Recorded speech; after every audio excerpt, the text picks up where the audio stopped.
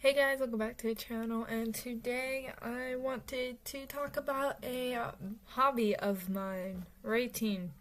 I really love writing stories, so I thought I'd share some stuff I've written with you guys. Now, while I am actually writing a book right now, I'm not going to be talking about that stuff. I'm just going to be showing you guys some things I wrote like a couple of years ago when I was like 14, 15 years old. So, like, it is by no means nearly as good as my writing now. But, I just want to show you guys that. So, without further ado, let's get right into the video.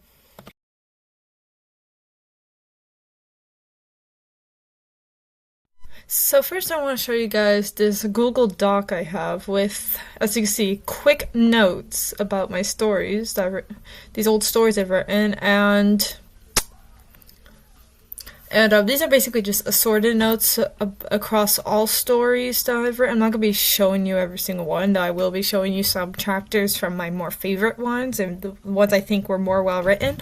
But first I want to show you this, like, okay, when you see, like, these, like, just a list of character names, and then, oh yeah, Loki was a dog, by the way, and then, like, numbers, that's how, I kept track, I like to keep track of how many times a character's name comes up in a story, and obviously Sebastian here being the main character, and I will be showing you some of that, but I will have to warn you guys, this was, like, the darkest story I ever wrote, like, 916 times, well, not darkest, but saddest. I think Crimson Sunset was my darkest.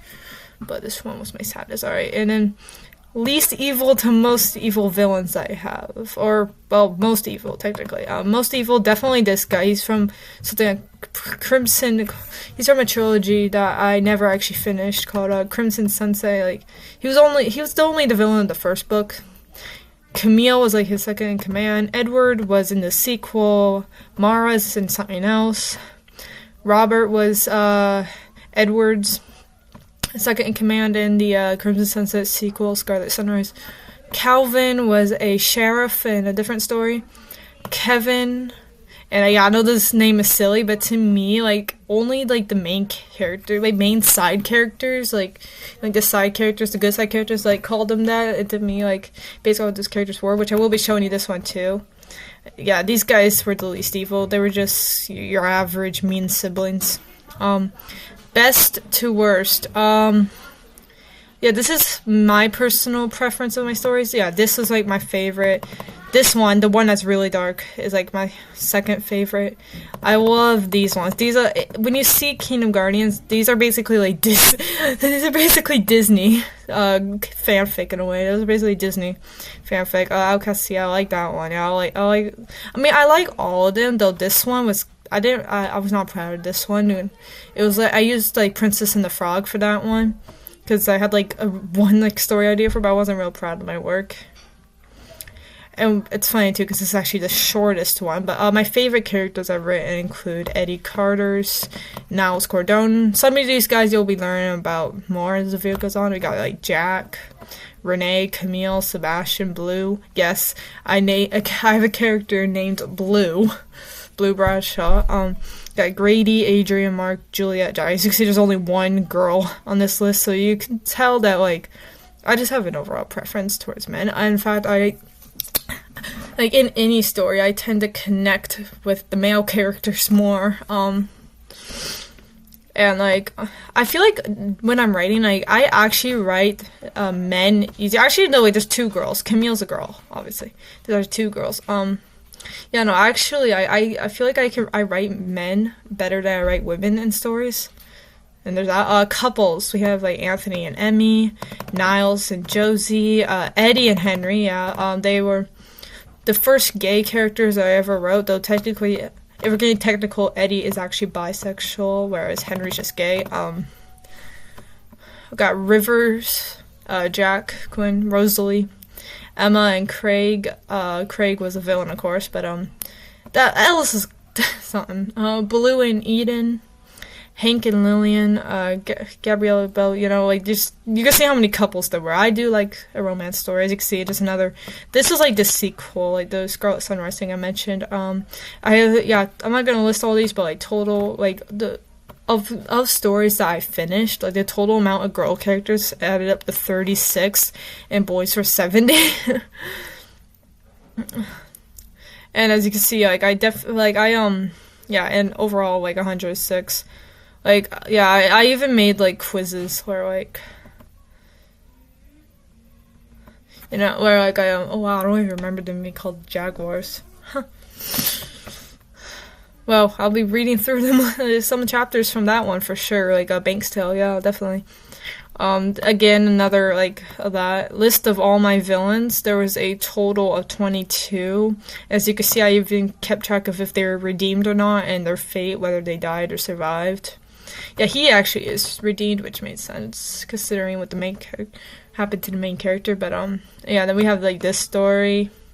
Like keeping track of how many times the character was brought up by age. I tried to sort it by age, but like ultimately, as you can see, like they would appear multiple times, so I kind of just gave up on that.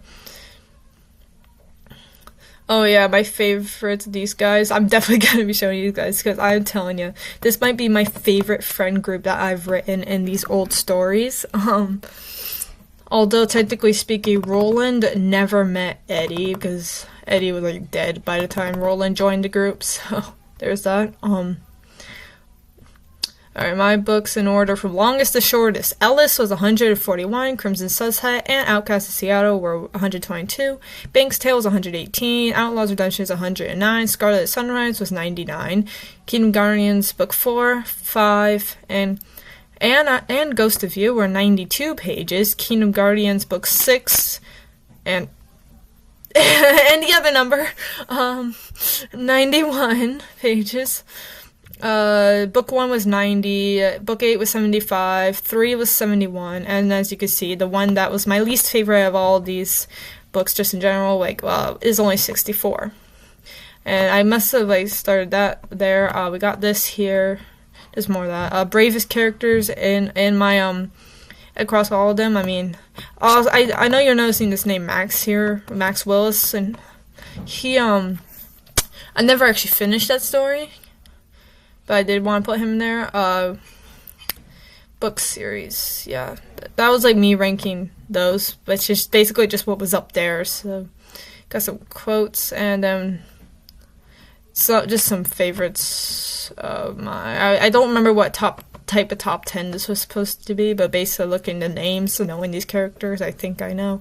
But that is just but that's it for this section. Let's go into Kingdom Guardians.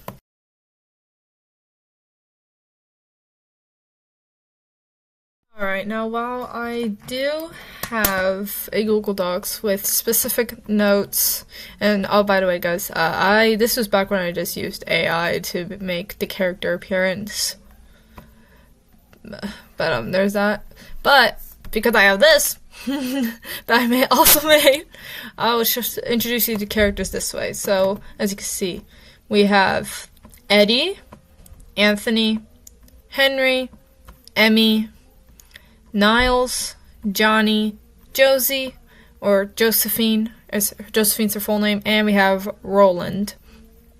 And we have all of these. So I never actually finished 9 and 10. Like, I didn't even have a book cover for 10, but I did have the story ideas. Like, I never actually finished these. But these are like the book covers I made. It's why I liked writing them in Google Slides, so I could actually like make the first slide a cover. This one's actually really nice. I mean, this one was actually one of my favorites out of this little series I was making. So there's that. But yeah, and also if like you click on it, click on one of them, we'll click on Eddie. Like, there's actually all of this.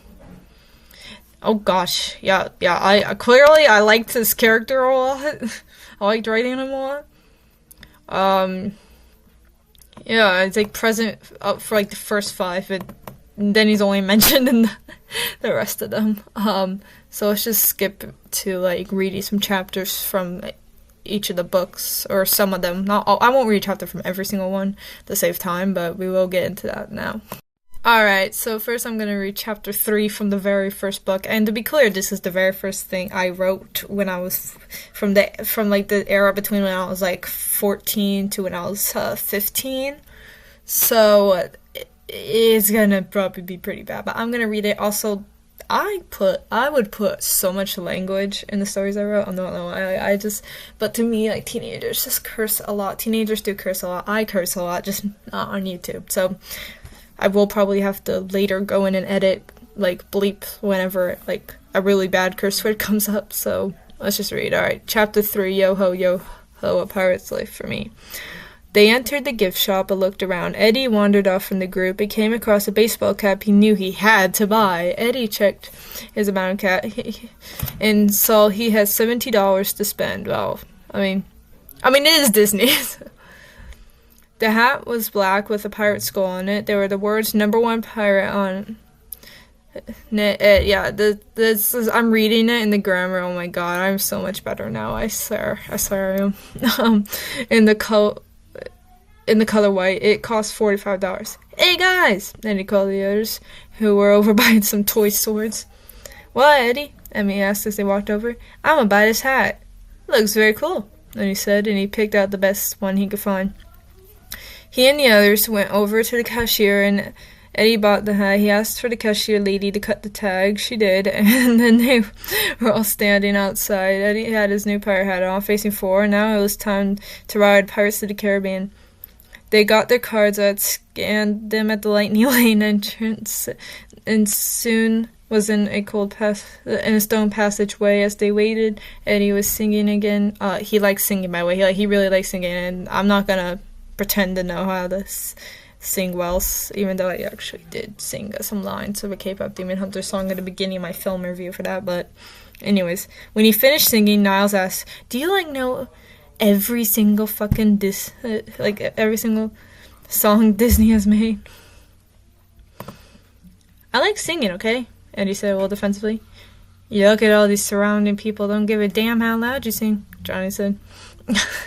Niles is supposed to be the jerk, so, like, Niles is supposed to be kind of a jerk, by the way, so if Niles comes off as extremely mean, like, he's kind of supposed to be a jerk, but, like, a softy deep down. But that was Johnny that said that, but, like, he wasn't saying that meanly. The line moved, and about 7 minutes later, they were getting in the boat, 3 per row. Eddie, Henry, and Niles were in front, while Anthony, Emmy, and Johnny were in the second row. The rest of the rows had random people they didn't know. The boat went past the sandy beach with the skeletons on it, and then they were approaching the small drop. Eddie took his hat off just for extra measure as to not lose it, even though, you wouldn't lose anything on that drop anyway. If there's not lap bars, then you're not gonna lose your hat, but whatever, Eddie. Anyway, I sometimes I just leave, like, dumb stuff in just because you need something to make fun of. Like, honestly, I would actually do that. Like, I would leave some dumb stuff in just to make fun of it. Alright, as the boat fell down the hill, it was pitch black, and Eddie could feel Henry's hand holding his arm in a death grip again. "Henry, please, your grip is going to leave marks on my arm. Bruises," Eddie whispered as the boat left the darkness. "Sorry, I just like that part," Henry whispered. "By the way, Henry? Oh my god, he's such a scaredy cat. Oh my god, he's, like, literally, he's such a scaredy cat. In this first one. "Could you two shut up?" Niles said. "I'm trying to enjoy the fucking ride." "Well, fuck us then for spoiling the fun," Eddie muttered as Henry let go of Eddie's arm. Behind them, Anthony, Johnny, and Emmy were sitting in silence. Emmy was watching the pirate animatronics on the ship. Johnny was fiddling with his fingers while staring at the water sprouting up in small jets, and Anthony watched as Eddie, Henry, and Alice whispered to each other. Soon they were at the part where the pirates are locked up and trying to get the dog to come over. Suddenly Henry felt his foot hit something. "What the?" Henry muttered. And he looked down to find his foot leaning against a fancy-looking purple bug with a gold lock on it. It was a simple lock, just a chain that was attached in the back and connected to the front. Henry picked it up. "Where'd you get that from?" Eddie asked, and he took the book from Henry to look at it. "I don't know, it's just sitting next to my foot," Henry shrugged. "Whoa, where did that come from?" Niles asked, leaning over Henry to look at the book. "What's going on up there?" Anthony asked, leaning over. The ride ended as Eddie was about to open the lock, so instead of opening it, the 6 of them got off the ride and headed outside. They went to a bench and sat down. Eddie was still holding the strange book. As they all watched, he undid the lock and opened to the first page. There was writing that said, "Property of the Kingdom Guardians." "Who are the Kingdom Guardians?" Niles asked. "How am I supposed to fucking know? I just opened the goddamn book," Eddie said. He flipped to the next page. There was nothing. Eddie groaned. He was hoping for maybe some great adventure story or something like that. Maybe, and hear me out, it is a magical book, Johnny said. Oh, by the way, Johnny is, like, supposed to be, like, kind of like me. Like, he's supposed to, like, when it comes to, like, my movie, he's a movie geek, and he knows so much about Disney. Like, he's basically, like, a walking encyclopedia of Disney lore. Oh, by the way. Oh, yeah, well, newsflash, man, magic is not real, Nell said. Yeah, Johnny, I mean, we get it. It's Disney World, magical place and shit, but magic itself is not real, Emmy said. Quiet, there are little kids around. They may hear you, Anthony said, glancing around. Hear what? The magic's not an actual thing? I'm sure 4-year-olds know that, Nell said. As they were talking, Eddie was flipping through the rest of the pages. All were empty. All 16s were disappointed. Then Emmy said something. What should we do now? She asked him. I don't know, Brown said. Me neither, Henry muttered. How about the tiki room? I mean, it's right over there. And he suggested, pointing over to where the tiki room was. I'll need to do a Genie Plus for that, so if everyone agrees, let's go, Emmy said. Everyone agreed, and then they head over to the tiki room. Alright, I'm going to read chapter 15 because it's a pretty big plot point. At this point, Eddie has gotten on the wrong side of Captain Hook very quickly. Yes, this one was based off of Peter Pan. I used Peter Pan for this one. So by this point, we were pretty far into the story, but I thought this is interesting enough one, so I'm going to read it. Alright, chapter 15. Eddie and Henry were sitting up in an oak tree talking. Who's your favorite Peter Pan character? Eddie asked. Peter, duh, Henry answered. I like Peter, but I also like Hook. And he said, he was actually really funny. In the movie, yeah, but when we saw him here, in real life, I was terrified, Henry said. Well, you're scared of everything, Eddie shrugged, smiling. Meanwhile, a little ways from where these two were talking, Emmy was looking for Eddie. She ran through the forest, desperate to find Eddie before Hook did. Oh, by the way, right before this, she actually came across Hook and Smee in the forest and overheard that Hook was searching for Eddie. After running around for about 10 minutes, she heard voices coming from her right. It sounded like them. Eddie! Eddie! She screamed, running into the right. Then she saw him sitting up in a tree with Henry. What? You good, Emmy? What's the matter? Eddie asked, looking down. You're in danger, Eddie. She smiled.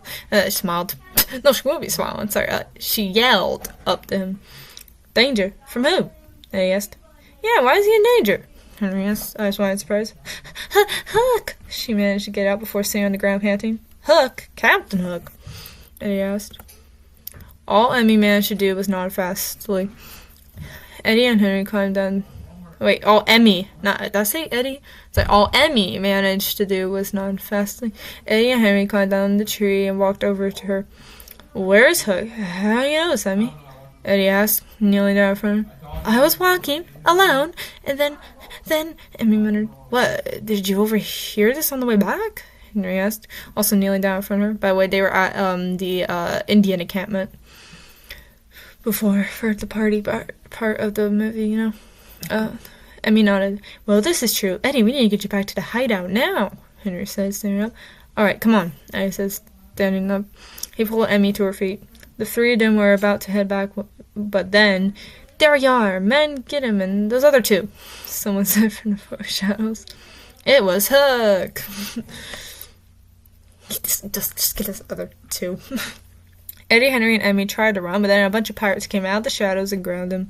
Arms held behind their backs, Henry and Emmy tried to wiggle free, but couldn't. Eddie, on the other hand, just stood there calmly. Yeah, he's kind of, in that way, Eddie was definitely psycho. Like, he would just be calm in, like, the most, like, insane situations. Like, he's kind of psycho in that way, but I like that. Hook walked up to Eddie. Like, I like that first character. Like, that was the purposeful thing. Hook walked up to Eddie. Finally found you, Eddie Carter's. The slowly, evil smile slowly appearing on his face, because, you know, Hook did have his moments of actual non-comedic villainy. So, yeah, Hook. Why should I call you James? Eddie asked. Hook will do just fine, you scurvy brat, Hook said. Alright, James, Eddie said, laughing. Wait, you're laughing? Henry said in disbelief. We'll be fine, Henry. Hook here isn't going to hurt us. And he said, well, yeah, that's probably because, like, he doubts Disney villains. Like, he probably doubts Disney villains. Like, why would he think a Disney villain could do anything, you know? Oh, but Eddie, you're wrong there, friend. Oh, damn. Yeah, he wants to kill Eddie, yeah. Hook's pressing his hook on the side of his face. Don't hurt him! Emmy yelled out. By the way, Emmy's had like a growing romance with the other character, Anthony, for a while throughout the stories. But, you know, Hook turned towards Emmy as Hook still pressing the side of Eddie's face. Then he walked up to her and looked down at her scared face. I don't believe I've seen you before. Unless you were the one spying on me and Mr. Smee, Hook said slowly. Emmy stammered. She's Emmy Lozak, friend of ours, Eddie couldn't. Why am I giving them, like, low-key, like, almost British accents? Why am I doing that? They're not British. They're American. They're from Florida. What am I doing? I mean, Hook might be a little British, but, like... Why do I do that? I'm just so used to reading through the book I'm writing right now. Hook looked over at Eddie, but he walked over to Henry instead. He was shaky from head to toe, eyes wide and fearful. I remember you. Henry Gibbs, right? Hook asked. Yes, Henry said, voice high-pitched. Hook stared at him for a few seconds and then, out of nowhere, yelled, Boo! Henry screamed to shut his eyes tight. Coward. Hook scoffed. Hey, don't call Henry a coward, he yelled. Oh, but Eddie, you know deep down he is, Hook said, looking over him. No! He yelled. Yeah, back then I definitely said their names too much. Like, that's definitely something I did. Like, I would use their names instead of, like, pronouns way too much. But that is something I definitely, like, improved on. Hook walked over to Eddie again and he asked, How long do you think you live, eh? Well, not long if you do. You need want to kill me. Born the young, right? And he said in his phone, What the fuck? Henry was muttering in his breath. Please leave Eddie alone, Emmy yelled. She attempted to wiggle free again, but failed. Hook ignored her. Well, Diane, so you're not all afraid of dying? Not afraid of me? Hook asked. No, I'm not. That's just the next big adventure, right? And he said, just the next step of their life? Interesting theory. Let's test it later, Hook said. So, Hook, why me of all people? Eddie asked. I saw that you were very similar to Pan, and I cannot have another one like him running around, Hook said a little loudly at the end. Oh, yeah, by the way, the reason why he's so obsessed with getting Eddie is that Eddie is very similar to Peter Pan, and we already know that Hook hates Peter Pan for just being Peter Pan, let's be honest. And if Eddie's so similar to Peter, obviously Hook would not like him at all.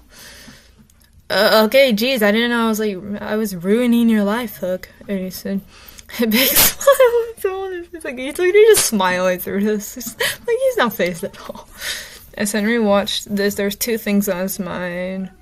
Fear for Eddie's life and wonder on how he was so calm and cool with this. Maybe he is scared deep down, Henry thought.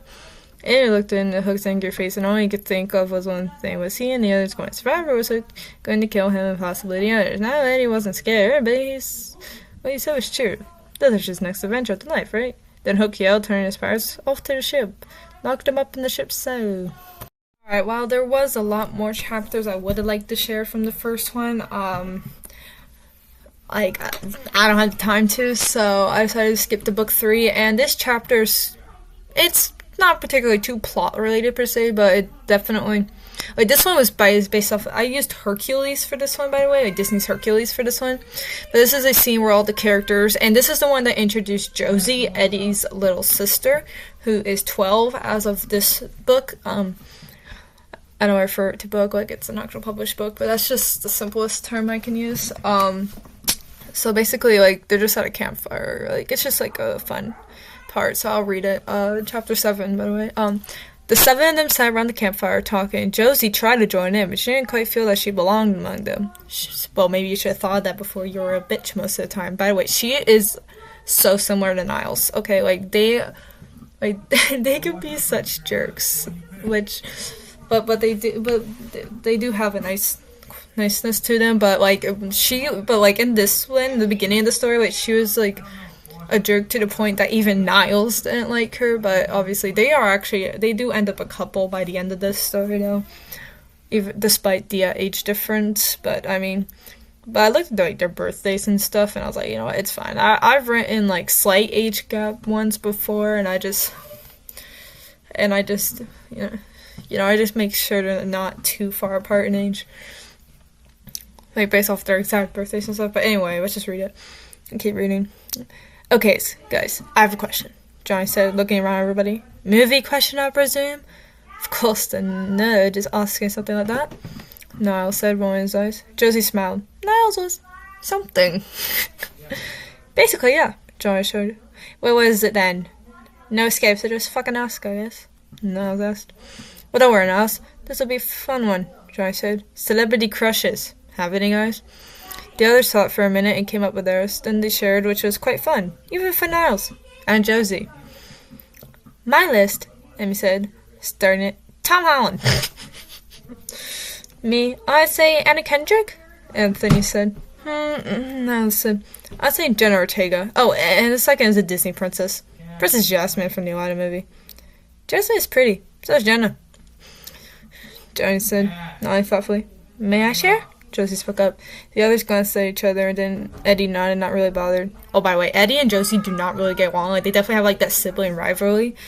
But, so, like, he's not too thrilled that she is there with them, but, you know, she's... Okay, Josie said. I'd say Flynn Rider from Tangled and Colin O'Donoghue. Oh, are you a Once Upon a Time fan or something? Emmy asked. Yep, I am. Josie nodded. Once Upon a Time, by the way, is one of my actual favorite... It was actually one of my favorite TV shows, but I would not say... I was, like, into, like, Colin O'Donoghue's Captain Hook or anything. Now it was Eddie, Johnny, and Henry's turn. Henry had no idea what to really say. He didn't really have any celebrity crushes, per se. Oh, yeah, by the way, at this point, Henry and Eddie actually still aren't together. Though, like, though there has been, like, some romantic chemistry between them somewhat, they actually don't get together till the end of book 4. Like, I definitely wanted that one to be, like, the slow burn of the series, I guess. Alright. Okay, let's see. Eddie said, my celebrity crush is Elizabeth Swann from Pirates of the Caribbean. And obviously, even though obviously Eddie is actually bi, not gay, so he does like women as well, hence why he would say Elizabeth Swann. Alright. Johnny went next. Me, I'd say Esmeralda from Hunchback of Notre Dame. Disney's version, just to be clear. Johnny said, oh my god, Johnny's like the only one that specifies, I mean the Disney version, okay, guys?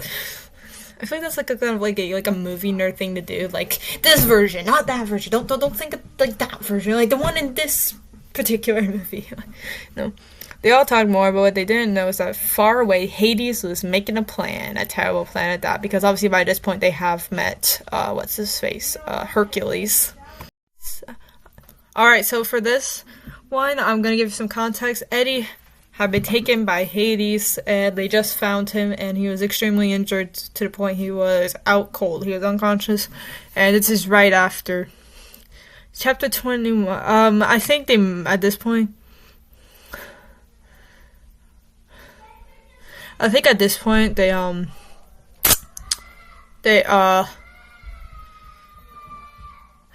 oh yeah, he didn't want to clean up his mess in the backyard.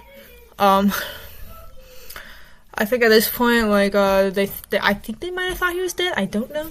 Alright, Josie, obviously being his sister, Josie couldn't handle it anymore, so she left the room. Soon enough, she found herself at the cliff edge over the river Souls. No, it's not what you think it is. I know where your mind's going, because, like, she's so upset, and then suddenly she's like, at the cliff edge. No, it's not like that. Get your head out of the, get your head out of the darkness. More than that. Alright. No one was there. Looking over the edge, she saw spirits of dead people floating along in it. But then suddenly, the ground shook and the cliff edge where Josie stood broke and fell. Oh no, she's fine. Josie was about to fall, but then someone grabbed her by the shirt back. I guess. Back of the shirt. The person pulled her up, and when Josie turned around, it was to see Niles. You saved me, Josie said. Yeah, so? That was the right thing to do. Niles said. I may seem like a sarcastic son of a bitch, but I'm not heartless by any means. Josie laughed, and the two, as they broke apart, sudden thought passed through Niles' mind. Then he acted on it. Oh yeah, sure, it was him. He leaned in and kissed Josie. Yeah, there was actually a lot of build up to the relationship that I skipped over. But yeah. After a few moments, they broke apart, knowing they should most definitely head back. When they got back, everything was as how they left it. Henry's. So Eddie's still unconscious. Alright. Henry still held Eddie in his arms, but then a sudden idea came to him. If he acted fast, He had to act fast if Eddie was still alive. Yeah, he pressed his ear against Eddie's chest and listened hard. Just barely a heartbeat could be heard. Upon hearing that, Henry acted fast. He laid Eddie on the ground and started pushing her at Eddie's chest. Yeah. Come on, Eddie, come on, Henry said. I know you're not gone yet. Eddie and I moved one tiny bit after pushing Eddie's chest. Henry tried a different tactic. Mouth-to-mouth CPR. Niles opened his mouth, about to say something, but Johnny elbowed him in the chest. Oh my gosh, I remember that. I've been this like running joke where like every time something borderline romantic happened between like not even just like Eddie or Henry. Like I know this isn't actually romantic, but like when something like that, like even if it was just mouth to mouth CPR, like and it happened in the first one too. Like Anthony had to like Eddie was like unconscious because he almost drowned or whatever. And in the first book, like and Anthony did like Niles open his mouth about to say something. Like there's a range where either Johnny or Emmy will just elbow him in the chest to get him to not say anything. And that's funny. Alright. But still, Eddie did not move. Henry stopped and sat back, breathing hard. He looked up at everybody, and Anthony came over and kneeled down on the other side of Eddie, opposite where Henry sat. It's okay, you tried. Anthony said, yeah, I guess. Yeah. Henry started saying. Suddenly, Eddie leaned up a bit and started coughing a lot. Eddie! Henry said, amazed. Eddie! Chrissy, wake up. Eddie, wake up. I was about to start singing Chrissy, wake up. Oh. Suddenly, Eddie leaned up and was like, oh, yeah, I already read that. He tried to smile at Henry, but he's coughing too much. Okay, get the coffee now. Get the coffee fit over with. Come on, Niles said, walking over to Josie. In about 2 minutes, Eddie had stopped coughing. What the fuck happened? Eddie's eyes. Alright, guys, sorry about that. Where did I leave off? Alright. You tell us, Josie said. Yeah, what the hell happened to you? Emmy asked. Emmy's a girl, by the way. Y'all see, I already said that way. Emmy and Josie are the only two girls of the group. And so Eddie told the story, how during the Hydra battle, Hades came along and kidnapped him. How he tried to get information from Eddie, and when Eddie didn't give any, Hades, can't even say this, tortured him. I don't know. After a few days, Eddie was starving, thirsty, and very weak, and still was. Then, when Hades came after being defeated, he had a major freakout, resulting in Eddie getting hit with blue fire. I know I'm laughing, but, like, gosh, I just realized, like, when I swear, like, when I'm writing a story and, like, I like the character a lot, I feel like I just tortured them. Like, I just put them through hell when I liked the character. Wait, but you have no burn marks, Niles pointed out. Yeah, that's a good point, Johnny agreed. I have no idea why. I mean, they're like, oh, it burns so bad. Like, literally. 7 of them talked with each other for a bit when finally Eddie decided to say something that was nagging in the back of his mind. Josie? Eddie said. Yeah? Josie asked, looked over him. You, at least from what I've heard, did good. I said, and? Is there an afterthought to that, Eddie? Josie asked, how would you, yes, I would you be a kingdom guardian? An official one. Wow, Josie said, it makes happy. I'd love to. Yay! His sister joined. Welcome, Josephine Carter's, to the Kingdom Guardians. And he said, holding his hand out for Josie to shake. By the way, guys, he's acting like the leader or whatever, because he actually is the leader. Co-leader is Anthony Hills, by the way. Anthony is the co-leader, but Eddie's the leader. And after Eddie died in book 5, Anthony became the leader, and then the co-leader was actually made, Johnny was made the co-leader because he's like a nerd and knows these movies inside and out.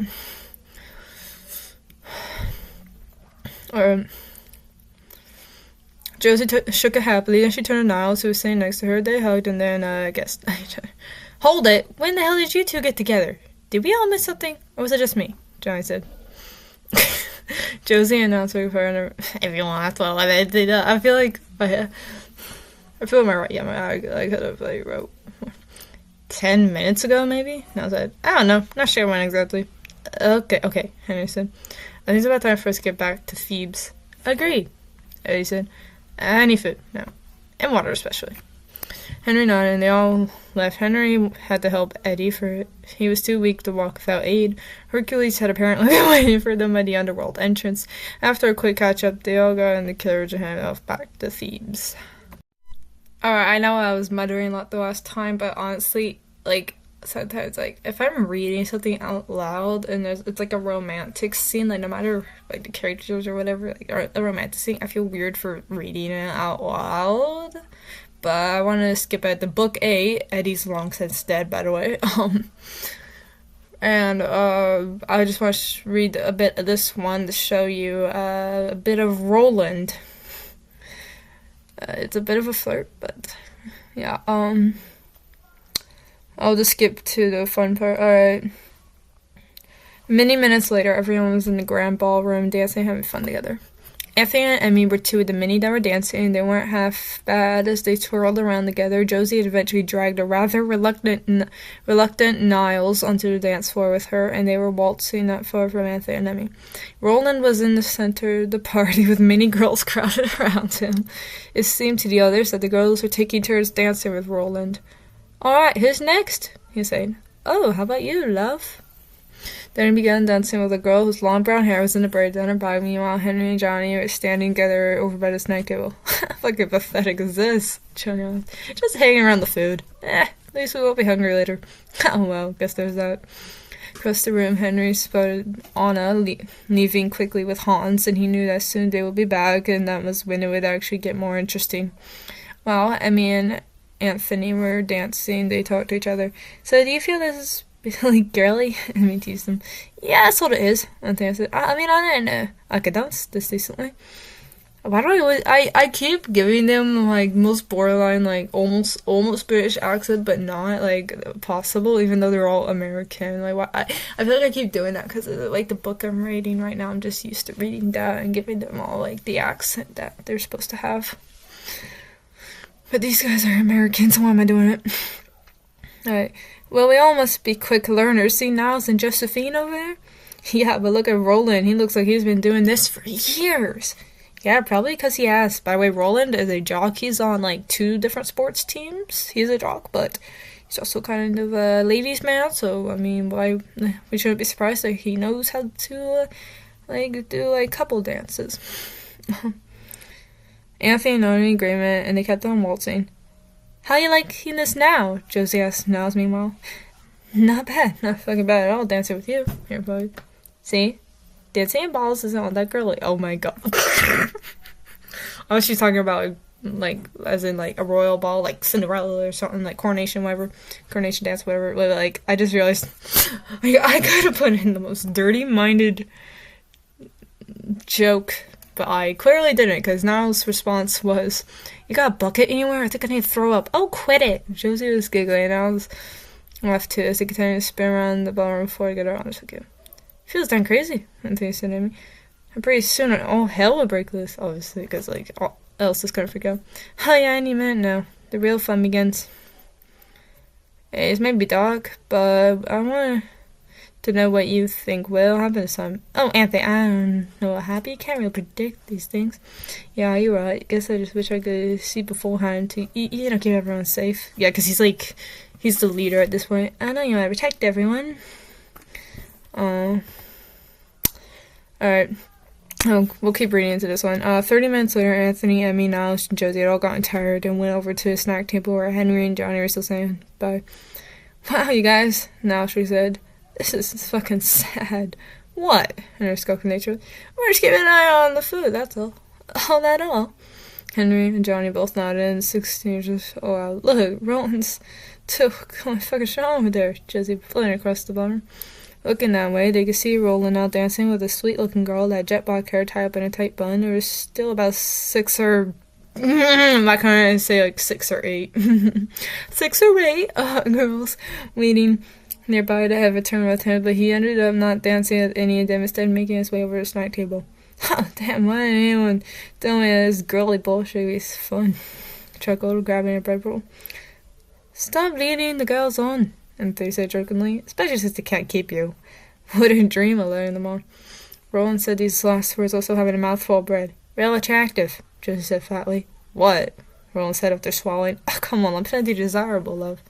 He's such a weird... He's like, so weird, though. It's because, like... It's weird. It's like, Josie gave it the rice of scuff before turning away from him, putting her arms around Alice. Yeah, well, you guys fucking tell me when the sisters show up. Obviously, she's referring to Elsa and Anna. Then he walked off while stuffing the rest of his bread into his mouth. Man, I said, putting his arms around Josie in turn. We won't be much fucking older. Why are you asking? I want some real fun, that's all. Okay, but honestly, yeah, I already know why I must have put this in, like, because Niles is literally that guy like, he wants to, but he will wait, but also he wants to, but she's also, like, 13, and you're, like, 15? Oh, my girl, like, no, boy, please. Oh, well, that'll have to wait. Oh, okay, guys, and they're like, can you stop the sexual talk? I'm going to get fucking grossed out, yeah. Grossed out? No, it's what it is. What teens? We see films like Heather's Scream. Heather's? Johnny spoke up. Heather's? It's nothing hard now. Handle his stomach do so. Hey, shut the fuck up, Johnny. Josie here makes me watch it with her. I do not. No, you like that Jason Dean guy. That is why. Now, wait a second. You think I would want a fictional character over you? She was laughing at Johnny, and Niles was trying hard not to laugh himself, even though he's trying to act angry, but honestly, like, no, relatable, Josie, relatable. JD's hot.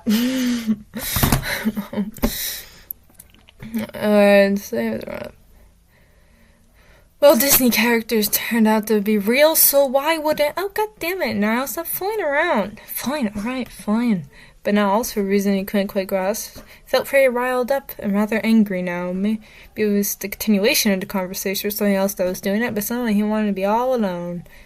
But near the giant door in the ballroom, and we're gonna cut it off there because I just want to show you some lists, like, just funny banter between them, but also, obviously, that paragraph right there, like, is kind of a setup to later when Niles splits from the group, similar to when Eddie did in book 4, but not really, because Eddie, like, left because of villain manipulation or whatever, and, like, Niles left because he was angry and needed space. But he does actually fruit. You know how, like, Anna turns into a frozen statue at the end, but then gets saved or whatever? Same thing happens to Niles. Because he actually, in the story, he actually ends up staying with Elsa in the ice castle. She lets him stay with him because he just wants a place to hide and just be away from people, too. So, like, there's that. But anyway, without further ado, let's go into a different story, since I think we've seen enough of Eddie, Anthony, Emmy, Johnny, Henry, Niles, Josie, and Roland. So let's just get to a different story. Alright, guys, I figured I would give you this little tidbit of book 4 because this is the general time in the series when Eddie and Henry finally get together, and I'm sure you guys liked to see that. So yeah, and obviously you can tell by this chapter name, I like torturing my favorites. And also, I also tend to torture Niles a lot as the series goes on too, because I like his character. And, like, I know this sounds psychotic, whatever, but that sounds psychotic. I like the characters, so, like, I would just, like, torture them, put them through hell. But, like, I feel like I'm just, like, one of those authors that goes along, one that, like, goes on the darker side with my stories. So, yeah, alright, chapter 25, Eddie, yeah. Oh, by the way, this is Treasure Planet, the 2000, I believe, yeah, like, the early 2000s movie, very underrated, go watch it, please. It was based on Treasure Planet. We just gunned and survived that? Josie said. Yeah, we did, Henry said, hand on Josie's shoulder as the two caught their breath still. Josie! Niles muttered groggily when seen in pain. Oh yeah, Niles got really hurt, and before the group got separated, they usually do get separated in this series, not gonna lie. It's like Josh Dallas and Jennifer Goodwin in Once Upon a Time. Niles! Josie screamed, rushing over to where Anthony and Johnny lay Niles in a corner of the deck. Nearby there is a pile of wooden crates of boxes, which comes into importance. Niles muttered, "You crazy son of a fucking bitch," Josie said, voice raised, kneeling down next to her boyfriend. You could be fucking killed. But yeah, safe. No, it's the matter. Oh yeah, I think he like pushed her out of the way or something before he got hurt. Before he ended up being the one that got hurt, you know, man, like don't. It's nice. Not nice, but like you guys know what I mean. Now it's muttered, opening his previous. Yeah, he had his eyes closed like up until this point, like because. No. Josie saw that he looked very tired and weak. No freaking duh, Josie. Dopplers helped him a bit, but now he has to rest for a while, Johnny said to her. Josie nodded silently. Stroking Elsa's currently very messy blonde hair. Now his shirt was an orange button down, and all the buttons were buttoned, showing his chest and stomach and his side leg. And rounded to the edge between chest and stomach was a burn mark. The blaster mark, because, you know, like, the pirate dudes had, like, blasters or whatever. That's what hit him. That must really hurt. Henry said, and as he and Emmy came over. Wow, like, everyone's in space with certain just like, oh, that must really hurt. Like, that's not usually, like, then. I mean, it also depends on how you read the dialogue, too. The ship just sat there in space, and Montrester Spaceport could be seen very far away. Henry, Johnny said, looking over at his two approaching friends. Emmy! Anthony said, looking up at his beautiful girlfriend, smiling. Anthony stood up fast, and Emmy ran into his arms. The two teens kissed, overjoyed to be reunited, because they always get separated. Oh, Anthony and Emmy are so cute. Like, I never really put, like, a spotlight on those two when I wrote these, but they are so cute. It was a minute before the two broke up, however. Henry and Johnny quickly hugged each other as Jim came over. You know, like, you like the bro hug, just like, oh, yep. Just a little pat on the back, and then like that's it. As Jim came over, right? Jim Hawkins, yeah, Jim Hawkins. All right. Right, Jim actually knows. Okay, by the way, I'm gonna have to explain this bit here. Eddie basically ran off, sort of, like, he separated from the group when he got basically manipulated by Scroop, who's, like, the real evil, who's the actually evil villain of the movie, and so, like, they try to keep his friends safe. He, like, stayed away from them, so there is that. I think we can just skip down a little, because it's getting long. Alright, suddenly there was a strange noise that they could all hear just barely coming from behind the big stack of wooden crates and boxes. What the fuck is there? Josie muttered as everyone looked over. Oh no, Joe thought, what if it's Eddie? He doesn't want to be found, though. Henry and Johnny walked over to see what was back there. When they saw, both boys were shocked. Eddie! Henry said, eyes wide and mouth wide open. And Johnny had an identical face expression to him. Wait, what? My brother? Josie said, standing up and rushing over with Anthony. There, sitting right up against the wooden boxes and crates, was Eddie Carter's. Alive and well, too. He stared up at him, and he didn't look happy at all. You're alive, but how are you? Anthony said. A few tears fell down Henry's face, and he started extremely happy to see Eddie was alive. Eddie! Just said, kneeling down in front. And she threw her arms around her brother. By the way, like, they're shot because he fell off the ship at one point, and being a space story, they're obviously high up in the air. So they were like, oh, he probably fell to his death or something. And he just sat there a bit awkwardly, not saying a thing. You fucking son of a fucking bitch. Josie said, letting go of him, hand gripping his shoulders. Nasty asshole, how are you? I would just like how he just like every curse word.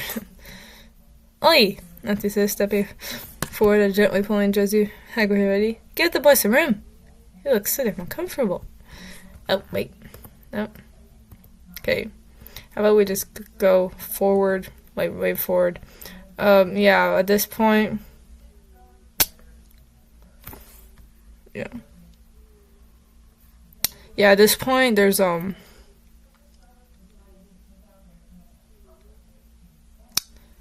there's this, we'll just go back to this. Alright. Wait. Alright, they got mad at Jim, and then it's like, Jimbo! So, Silver said, looking down at Jim. It's not Jim's fault, and he said, voice real loud now. I fucking have some too. Jim just fucking said, yeah, dumbasses. They just fucking call us dumbasses. Just yes, left eyebrow raised. Yeah, they curse a lot. I definitely put a lot of curse words in some of my stories. Eddie knows what you're watching. Yeah, Niles. Like I like how they just like technically abandoned and very injured Niles to go like just when they realize Eddie's just hiding behind a box. I tried to sit up all the way, but then the pain in the Boston room was too great. He fell back down a bit. Josie saw this and rushed over to him. No, that's Rex, Josie said.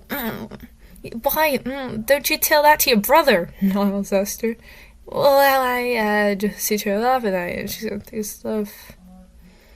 Yeah, she still has some negative feelings towards her brother, considering that they had been they never got along at all for like the longest time. Eddie had backed up to the deck railing edge. Sure, that's a weird sentence. That's an awkward sentence, but whatever. This is like years ago. Eddie, as he said, please, we can help. Just tell us. Why did you not want us to know you're alive? Because I can't. He stammered. Not quite know what to say. Then Emmy slowly approached Eddie, careful to not, set him off. Eddie, she was going. Now she was staying right for him. Here, come, ow! Emmy started to say, but right, she started to speak. Eddie, without thinking, punched her right in the face. Eddie, what the hell? Rushing forward to help her.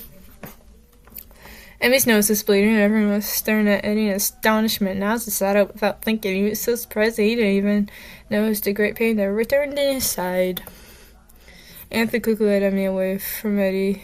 He stared around them all, but then, Katas, someone muttered loudly. Oh, imagine muttering loudly.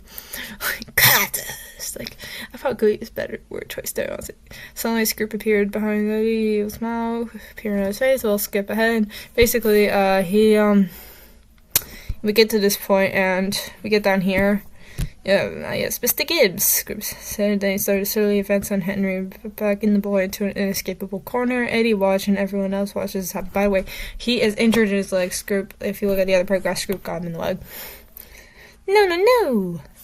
Henry saw the screen. No, Henry. Henry looked up at the pirate in terror, not knowing what to do. He had no way to get away from this evil creature. Get up, Eddie, get up. And his mind continued to scream at him. So Eddie did try to get up, but his leg just didn't allow it. Henry?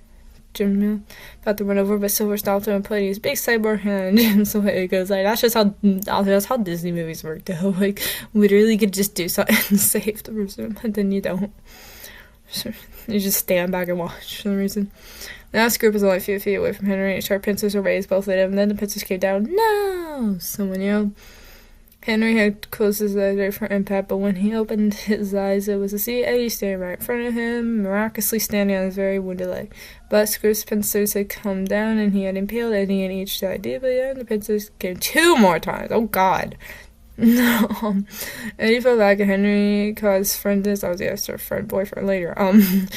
He sank to his knees, and Eddie was he was entirely extremely deep woods in his eye, blue eyes staring blankly, not saying a thing with Eddie. Oh yeah, no, this is like a reverse thing from like the first one, the Peter Pan one. And the Peter Pan one, Henry sacrificed himself, and he like temporarily died before Eddie basically gave that like a kiss of life or whatever.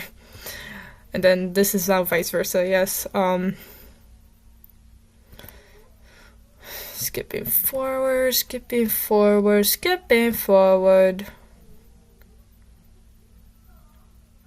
There we go. Yeah, you got. Alright, we got this. Yeah. Anyways, oh, you're so sad. I feel sad, even though I wrote this. Stroking his hair is the time noticed and meant to. Yeah, he was kind of doing it like whatever, like earlier, but looked around the deck about them down, streaming down his face, kneel down, close his eyes, kiss dirty, yada yada. I know I'm like not really reading anymore, that's because I'm reading so much. Mattress softly. Yep, he woke up, and then he Yeah, so it disappeared. Yeah, the wounds disappear just like the last time. There's bloodstains. Yeah, there are not. There's only bloodstains now. Henry? Henry whispered. Henry said, swerved up very quick, and he looked shocked to see Eddie sitting in front of him alive. Eddie! Eddie! Henry went out with a smash. He smiled at Henry and his own squeezed softly. But how? Henry said, there's this. And he saw those web tears. He said, I don't know. I've been dead for a while. How long's it been? He smiled. And he's on the one. Yeah.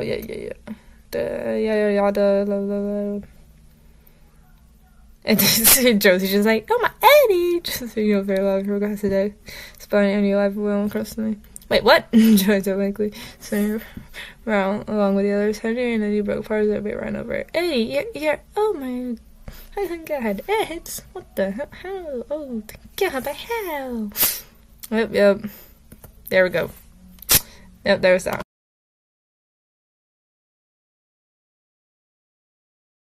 Alright guys, I do want to show you Bankstown. I'm not going to show you every single one of these, but I do want to show you Bankstown since it actually is my favorite. It's like a mix between West Side Story and Oliver Twist, like if you put those two together, sort of. So first I'm just going to show you all the characters. Reminder, back then I only used AI to for the designs. So you will be seeing, AI characters. Okay, Jaguars. I forgot they were called that. You got Jack, Rivers, Quinn, Hayden, Kenny, Cody, Rian, Grayson, Wes, Glenn, and Lucas. Then you have, going back, and you have the villains. Kevin, Evan, Noah, Arlo, Harris, Zachary. Now, Arlo actually is the singular, truly nice person in this group. So he's like the only redeemed one. And then go to the girls, which includes Rosalie Harper, who is Kevin's little sister, and she is dating Rivers. Then her friends, Susan, Tegan, and Lori. And then to others, you have our actual main character, Roger Banks, aka the one that this story is actually named after. And you have Walter Longhorn and Bob Treely. They are police officers. I believe he's like a sergeant and he's just a normal officer. So that is the characters. I'm going to start off with chapter 3 in Bankstown. This is my favorite one, and where are you at?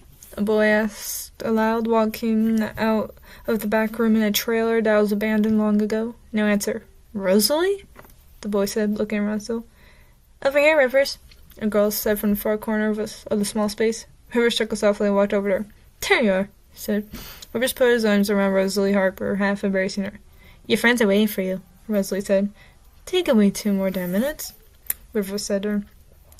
He had dark brown hair that was slicked to the side and light blue eyes. Rivers was 14. Rosalie Harper had long light brown hair and her eyes blue-green. Rosalie's 13. Oh, 14, 13. It's not bad. Alright, I'm gonna go out now, Rivers said, letting go of his girlfriend. Oh, by the way, Rivers obviously isn't the main character, but I guess I'll attach when writing Rivers. I'm not gonna lie. Well, Rosalie basically... Was he supposed? Yeah, they're basically okay, Rosalie. Then she walked out the trailer door. Rivers followed right behind her to find all the Jaguars waiting. There you are, buddy boy, Grayson said, turning away from Cody and Roger. Hey, who's the little kid? Rivers asked, coming over. Bye, Rivers. Bye, boys, Rosalie said, waving at them all before leaving the alley. Grayson Wolf was such a... Oh my god, Grayson! I remember Grayson. Oh, Grayson's so funny. I think Grayson's like 11 or 12. Grayson, stop, Hayden said as he and all the others laughed, not including Roger. So the ass was gonna tell me who this is, or am I gonna have to ask him myself? Rivers asked the group. I'm Roger Banks. Roger said quickly. Rivers said a sly smile on his face. A leader is a lowly group of 4 kids. You guys are older than me, though, Roger sighed. True, kid, that is true, Wes said. But we still kids, dimwit. Hey, you here want to go get some food or something? He asked the group. Everyone spoke over each other, all agreeing. Let's go, Rivers said, then, along with Hayden, led the Jaguars down the alleyway. While Rivers was the leader, Hayden was second in command. Hayden had been the first Jaguar, and then over time the others had joined. All had no real family, only each other. They were each other's family. Roger not Fall, and Glenn and Grayson saw that. Hey, better boy, come on, Grayson said, going back over. Yeah, man, Glenn said, patting Roger on the back. Alright, Roger nodded. They followed along Grayson and Glenn. Alright, before I continue reading anything, I might as well read the description. A young boy named Roger Banks, an orphan living in the streets of New York City, meets a gang, the Jaguars, made up of boys a bit older than Roger. But tensions grow between the Jaguars and another group of kids until this flat-out fight. What will be the result of this large conflict? Which side will win and which will lose? I probably should have read that first, to be honest. To be honest, but yeah, and then let's get to the next little tidbit. I want to read this chapter because it's like right before a rumble. If you guys don't know what a rumble is, I don't know if they still use this, gangs still use this term, but it's basically when two gangs have a fight. It's like a organized fight with actual rules and stuff.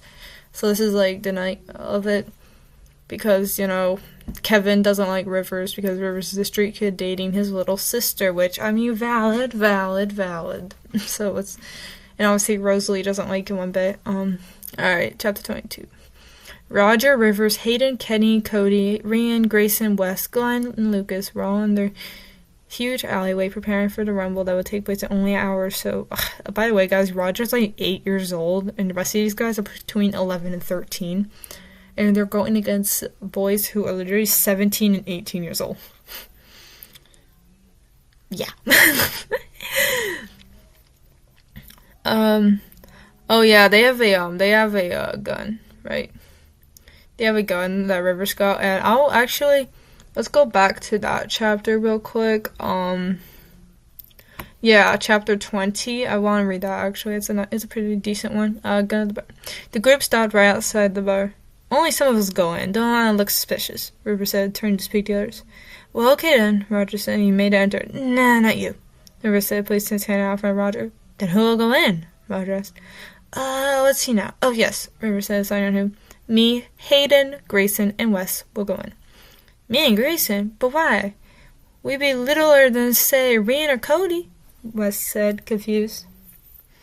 'Cause Grayson is good at persuading, and Wes, you are innocent-like. Perfect, Rivers explained. Though it didn't make much sense to some of them. All the Jaguars just shrugged and went along with it. So Wes, Grayson, and Hayden followed Rivers inside while the others waited outside. By the way, Hayden is like Rivers' like best friend. He was the first Jaguar. So yeah. When they walked in, the bar was empty. No one in sight. This though was not surprising, for it was morning. Most people tended to be at a bar at night. Hey, anyone here? Hayden called out, looking around. A man came from a back room behind the bar. Took one look at the four kids and said, Nope, nuh-uh. Not serving you kids with liquor and wine. Like there's a difference between liquor and wine. But lucky for you, then, the drinks is not why we be here, Rivers said, walking up to the counter. What are you here for, kid? The man asked Rivers. Heard you got guns for sale here, am I right? Rivers asked. Could you imagine if you're just like a bartender, some 14-year-old kid just walks in and it's like, sell guns here? Like, could you imagine? But you know what? This story actually takes place in the 50s.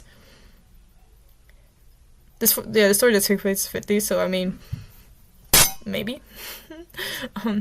True, but I'm not about to sell a heater to a bunch of random kids, he said. We are not random kids, Wes spoke up without thinking. The man looked at Wes and scoffed. We are in a gang, me being leader, Nurse said. We got a rumble up and coming, so we need to buy one so we ain't totally defenseless. The man sighed deeply, then he reached into a drawer under the counter and pulled out a pistol. You just got that hanging out in the drawer all the damn time? Grayson said, and he laughed. Shut it, kid, the man snapped. We got money, Rivers said, holding up the $50. How did he get $50? Right before this, he and the others went around town pickpocketing people to come up with the money needed. Well, because your kids is gonna cost extra, said Rivers, eyeing the cash even though his fingers covered the number on the paper bills. How much is extra though? Hayden asked. Well, usually it's $35, but I'm gonna make it $50. The man said. Well, here's the money we got. Rivers said, a strange calmness settling. Like I said earlier, though, I don't really sell guns to children. which is good, and you shouldn't be. Don't let them persuade you. This bartender needs to learn not to have kids persuade and to sell him a gun. The man said a bit matter-of-factly, "Call me kid one more time," Rivers muttered tensely, staring at the man with such intense calmness. He's tense but calm, you know? Like, what's funny is he's tense and calm. Like, there's, like, a certain, like, feeling I was trying to go for, I guess. "Don't get yourself hurt now. This gun's still mine," the man said. Something to challenge it.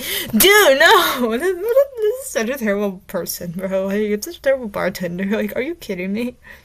No, it's the challenge. No. I like making fun of my old stuff, to be honest. He set his hand closer to the gun as Hayden, West, and Grayson inched only a couple feet closer. Rivers had a small idea of what might happen, but he did nothing to try and retreat. "Then I'll repeat myself," Rivers continued to mutter. "Call me a kid one more time." I like his street name, like Rivers. He's the only one with that, like using not his. He's the only one not using his real name, which obviously his real name is Jack. Then, without thinking, his hand inched quite close to the pistol to where he was about to touch it.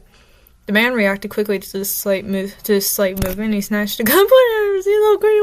What a terrible bartender! He's just pointing it right at some random 14-year-old kid. Could you imagine? "It is loaded." Okay, at least it's not that kind. He said, aware that the other three got super uneasy. Wes and Grayson were worried about what was happening, but Hayden was a bunch more worried. Rivers was a good friend of his, one of the first supporting people to come along after Hayden been left alone in the world. Oh, yeah, all of them are obviously orphans or whatever. Rivers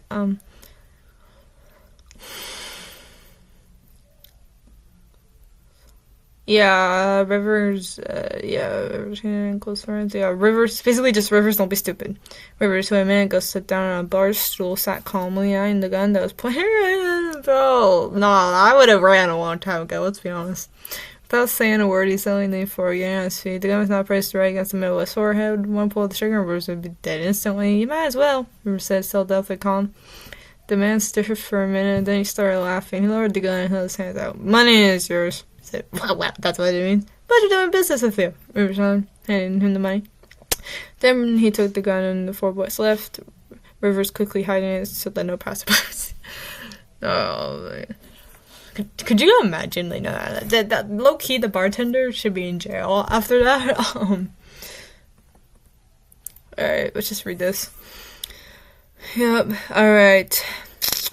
The gun put away safely, and there were other weapons at the ready too, such as crowbars, pipes, bricks, bats, and other useful objects. Roger was coming along, but he personally felt that he should stay back, hidden in a corner, so like, yeah, you're 8 years old, you should not be in a fight.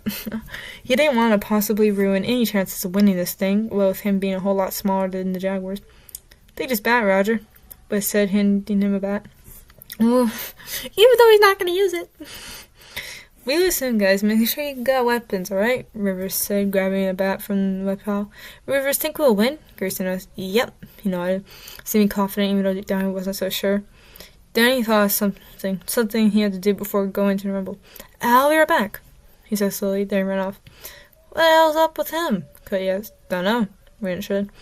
Meanwhile, a few blocks away, Kevin, Evan, Noah, Arlo, Harris, and Zachary were preparing as well. Let's see, these guys are the villains. Well, Arlo's not so villainous, but guys, I'm not so sure about this. I mean, we could get arrested. Arlo said, see, exactly. The bartender should be arrested. Arlo said as Kevin dumped a bunch of weapons on the ground. They were in a small alley beside Kevin's apartment building. "You backing out?" Noah asked. "No." Arlo started, unsure if he was in or out. "Yeah, are you in or are you out?" Kevin asked, eyes narrowed. Obviously, Kevin's still leader. He is Rosalie's older brother. Arlo looked at Kevin and the others, who were all staring at him. On the surface, he felt that he should join them, help his friends, but deep down he knew having this huge fight with a bunch of younger kids was wrong. The kid he met a week ago, Roger, was with the Jaguars. He was only a small child. All of them were kids. Yeah, actually, he met Roger when Roger was still alone. Like, it was just him. And, like, Roger was, like, trying to steal food or something. And Arlo, like, came out to throw out the trash or whatever. He had a part-time job at a diner or something. like at like a diner, and like he caught Roger but took pity on him and gave him some food. I'm just saying, should we really find a bunch of small kids? He said, staring a little. We need to show Rivers and his gang that they need to steer clear of us and my sister and her friends, okay? Kevin said, shaking his head with a disbelieving smile on his face. Arnold nodded quietly, understanding Kevin's motive. Yeah, it's protective big brother. It's protective big brother. Sister's dated literally a gang leader. Oh, no. Fuck, wait, but it also is a 14-year-old gang leader, so, I mean... Yeah, but still. You can obviously understand Kevin's motive, he's just being a protective big brother. He also knew, like him, the others were helping Kevin because he was different. Meanwhile, up in Kevin and Rosalie's apartment, Rosalie and her friends were in her room talking.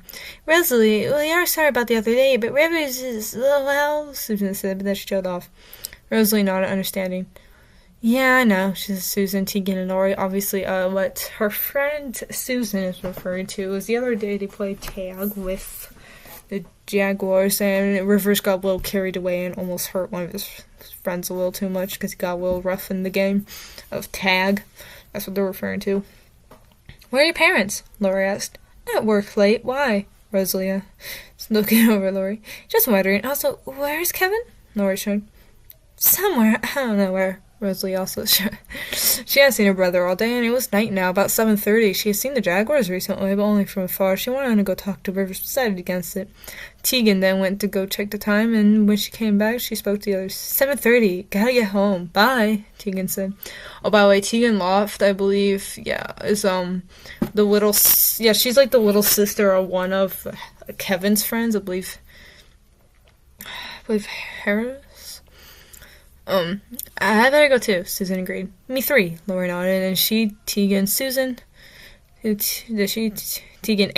should we say and Susan, said bye to Rosalie before leaving. Lori had closed the door behind them, leaving her alone in her bedroom. Rosalie was about to walk out to get a snack from the kitchen, but then there was a loud noise out on her small balcony. Rosalie looked over her window, feeling curious but also a bit frightened. What was that?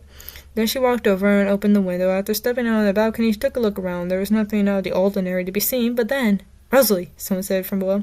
Rosalie jumped frightened. Then she looked down to see Rivers climbing up to her balcony. Oh, too cute. Oh, God, Rivers, you about gave me a heart attack, Rosalie said, breathing heavily with a small smile on her face. Did I? Rivers asked, now standing behind the railing on the opposite side of where Rosalie stood. She nodded, and then went back inside her bedroom through the window. Said nothing else to Rivers, kind of hoping he'd leave. I wonder why. It's because he's holding a bat. But then Rosalie started thinking, was that a bat he had with him? Rivers, Rosalie called the window, standing in the middle of her bedroom.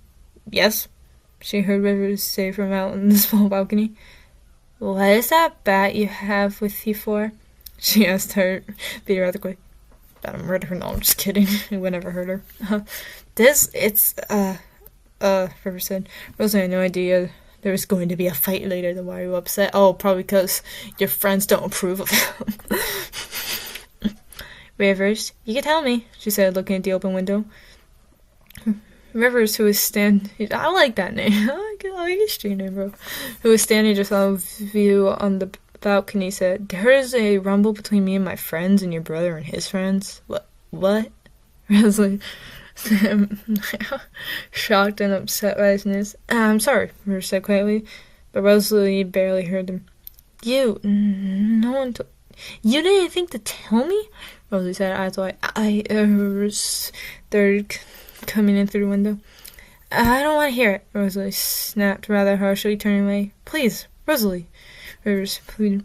I just wasn't thinking is all. He wanted to do it, and I just went ahead and agreed right away. You could have told me, Rosalie said, not looking at him. I could have tried to talk Kevin out of it. Kevin. Dang, Kevin. How dare he be like a protective big brother. Oh, by the way, like, technically speaking, Kevin and his friends aren't actually a gang, per se, but, like, they are, like, a friend group, so. I don't think you coulda, River said, tone serious in his voice. Kevin seems really determined to hurt me in order to keep me away from you. Oh. Well, he's just violent and protective of his sister. Why am I defending the villain? Help. But well, you guys could see like Kevin's perspective though, because I clearly I know I haven't read a lot of it to you guys, but like clearly it's clear that Kevin's motive is this 14-year-old gang leader better get away from my sister. Okay. My 13-year-old sister. Why does he like you? Why does the world give you and your friends such a freaking hard time? Rosalie whispered what she thinks could be better. I don't know. River said, we ain't like Kevin, or you, or anyone else. Rosalie turned slowly towards Rivers, and she said, Rivers, I don't want you to go fight. I don't want there to be any fighting. Too late now. Rivers too late now. Well, anyways, okay, well, there's like 3 dots. That's still, he didn't say it that way, but honestly. No, it isn't. I'll just say quickly. When you get there, try to call it off. River shook his head side to side slowly, thinking that it would do no good at this point. Then he said, why are you still staring by me? Why? Because I know you're a good person. Rosie said, her eyes stared, light green. I stared like blue. That's something I used to like to do or something. Like just point out their eye colors if they're staring into each other's eyes or something. Alright, Rosalie, River showed off quietly. Then she walked up to him and River put his arms around her in a loving embrace. Can you forgive me? River whispered. Rosalie thought for a moment, and then she said, yes, I do. Really? Yes. Alright, I will read you guys what is probably one of my most reread chapters next. I'm actually reading this because I realized I'm gonna need to read this and one other chapter for the chapter I really want to read to make somewhat sense. Chapter 24. Oh my gosh, it's the Rambo. I wonder what will happen. The Jaguars headed there, and so the rich boys not long after. Yes, that's what they're called. I named them that because to me, because I by the way, I named it that because to me though, I was thinking the Jaguars, the little boys, little homeless family, orphan boys, to me they would, even though technically speaking Kevin and his friends aren't actually rich, they're just middle class. They're really more middle class as far as New Yorkers go. They're really more middle class. Either way, to the Jaguars, they would be rich, so that's why I refer to them by that name. Alright, anyways, despite leaving at different times, though, the two arrived at the paved lot behind the abandoned apartment building at the same time. The two groups arrived from 2 different sides of the lot and met in the middle. So you came, Rivers, Kevin smirked. What, you were afraid I'd back out? Rivers asked, raising an eyebrow. No, I knew. No, Noah spoke up. Come on, Rivers, let's finish this damn thing. Hayden whispered in Rivers' ear. Then the Jaguars began to agree. Yeah, finish! Get this over with! Alright, they're just so done. They're so done. Alright, Rivers quieted the others down. Then his next comment was directed towards Kevin. Let's start, shall we? Happily, Kevin remembered. And that's actually his last line of dialogue. Then it began, or at least Rivers and Kevin got engaged in a fist fight. Both were pretty strong, and Rivers was doing quite well, despite being a bit smaller than Kevin. The Jaguars and Rich boys were yelling encouragement. Get him! Come on, Kev! Punch him, Rivers! Yes, right in the eye! Yeah, get him, Kevin! Rivers! And this fist fight went on for about 15 minutes. Oh God, 15 minutes. And then Kevin had the upper hand and was repeatedly punching Rivers in the face. He was stuck lying on his back on the cold pavement. As he got punched hard, there was a bloody bruise or both his right eye, and his palm was swollen.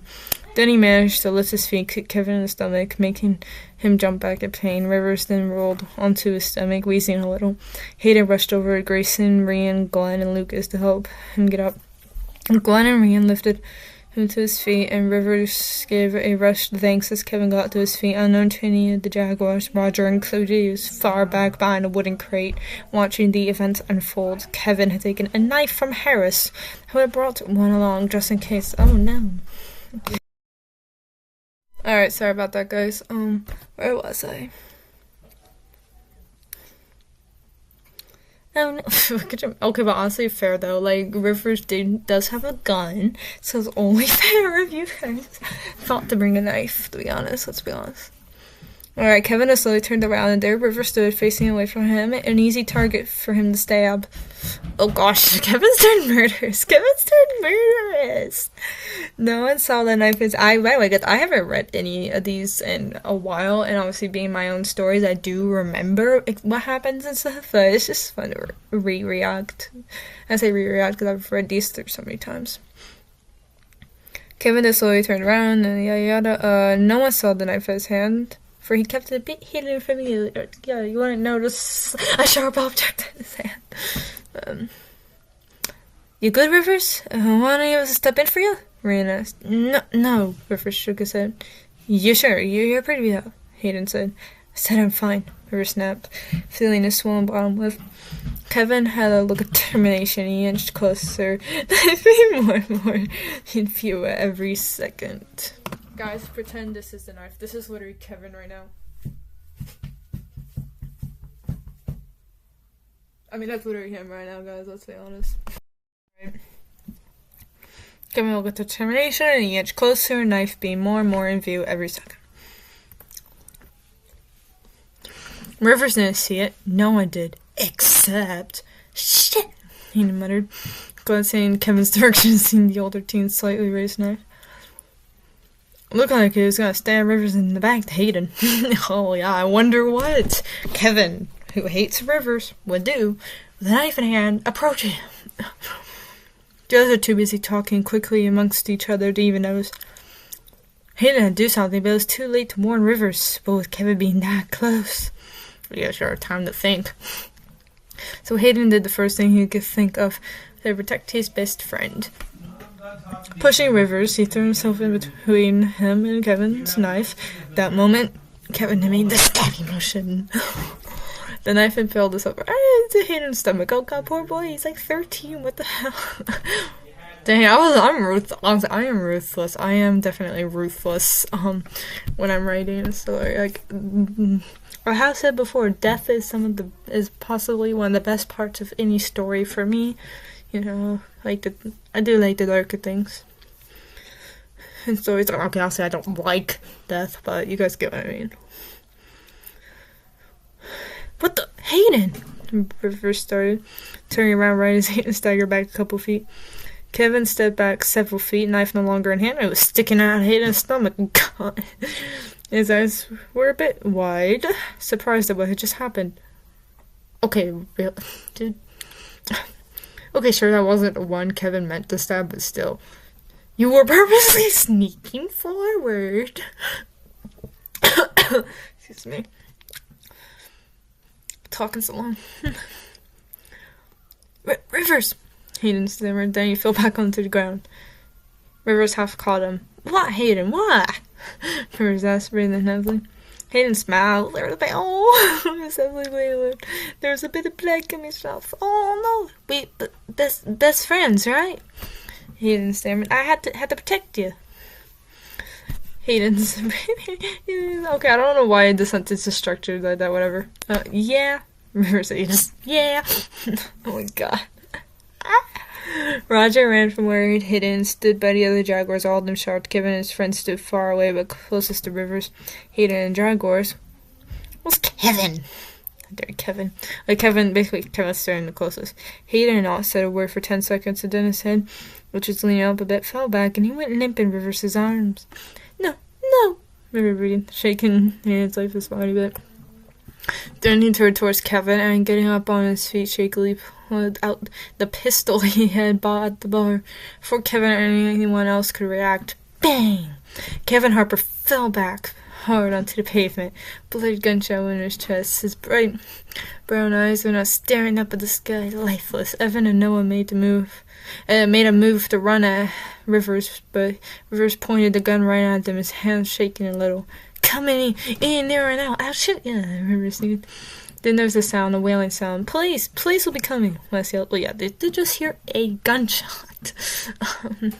Police be coming, Wes yelled. Police sirens, shit, we gotta go.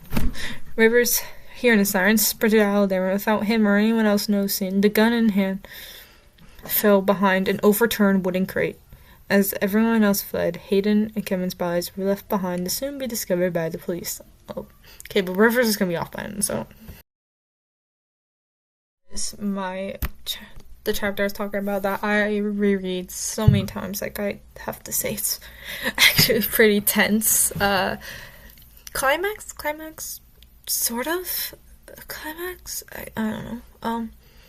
But anyway, at this point, Rivers obviously has told Roger his story. Like, he told Roger his story, told him his real name at this point. Hence why, in this chapter and past, Roger has been. Hence by this point, Roger will only be referring to him as Jack instead of Rivers. So yeah, chapter 39 and 40. Roger and Rivers have been sneaking around the streets of New York for the last hour, so wary of the Irish police that can literally be anywhere. Alright, so in a previous chapter, they kind of sort of ran into them, but they weren't seen, but they overheard that they are. All of his friends, all of what's-his-face's friends, Kevin's friends, are currently searching for him because they are obviously mad that Rivers just murdered Kevin. But I realize we should probably read chapter 28, so let's quick do that. Alright. We need to find that kid, that killer. But Noah, we don't know where he is though. Zachary, strategy first. Harris. Oh, what? Arlo sighed deeply. To be fair to Rivers, he stammered. What? Evan said. Judge, to be fair to Rivers? Let me speak, Arlo said defensively. To be fair to him, Kevin did kill Rivers' best friend. Like, a friend, not best friend. Friend. Like, he wouldn't know that Hayden was best friend, just a friend. True, Zach agreed. But Rivers didn't kill Kevin. Dang. You guys, we need to think logically here, Arlo said hurriedly. The police will find him, and then that'll be that. Yeah, just let the police find him. He didn't murder someone. He'll be going to jail, and then he'll be fine, right? God bless Arlo. Oh my gosh. It's because of psychotic friends, okay? Evan, Zachary, Noah, and Harris didn't listen to Arlo. They were too busy thinking on where Rivers was. At the moment, the boys had returned to the paved lot, the time being about 12:30. They glanced around and then went off walking in different directions without giving much thought to it, and they continued to talk. We know where the Jaguars live, right? Harris started. Yes, we do. That alleyway up 3 blocks from here, Evan interrupted. The police must have found the bodies a long time ago, Noah observed, looking over to where he knew Kevin and Hayden's bodies were last seen. Were last time he was there. It's not even the sentence that's messed up, it's my reading. There he saw was still some blood gleaming on the pavement. Arlo looked over too, and seeing the blood made him shudder a little. Keep a close eye out, boys. There may be some clue left behind, Evan said to the others. Yeah, at this point, Evan's kind of the one that takes over. Evan's kind of the one that takes over for Kevin. I know Kevin said. Yep, Noah nodded. No, Master's kind of slipped up in CCX. I mean, it kind of is one. Oh, it kind of is one, I guess. I mean, I don't remember the exact definition, but kind of is. Right, Zachary and Harris nodded in agreement to what both Noah and Evan said. Arlo, on the other hand, stood back, not feeling like this was a good idea. Were the others not paying attention earlier? One kid got killed, then another. Arlo felt that it would just be an endless cycle until all of them were dead, and the thought of that scared him. It wasn't like Rivers would get off scot-free. The damn police are out. They're right now searching for him, or at least Arlo thought that was what the police would be doing. Where? Oh! Evan said, walking slowly while looking around. Here! Zachary, Noah, Harris, and Arlo walked over as Evan bent to the ground to pick something up. What is it? Harris asked. Rivers' gun, Evan said, smiling as he twirled Rivers' gun in his hand. He must have dropped it while running away, Noah said, thinking. What are we going to do with it? Arlo asked, feeling quite nervous. They thought, all except Arlo, about what to do for a second. Then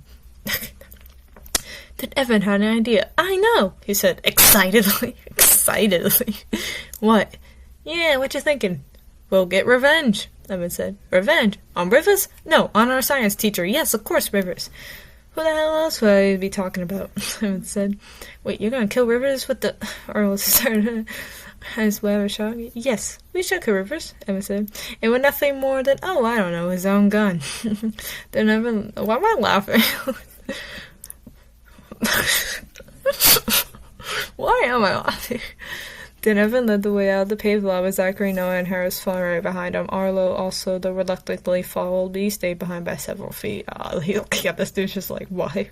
And that basically is all you need to know for why Roger and Rivers would be scared walking around the streets in New York.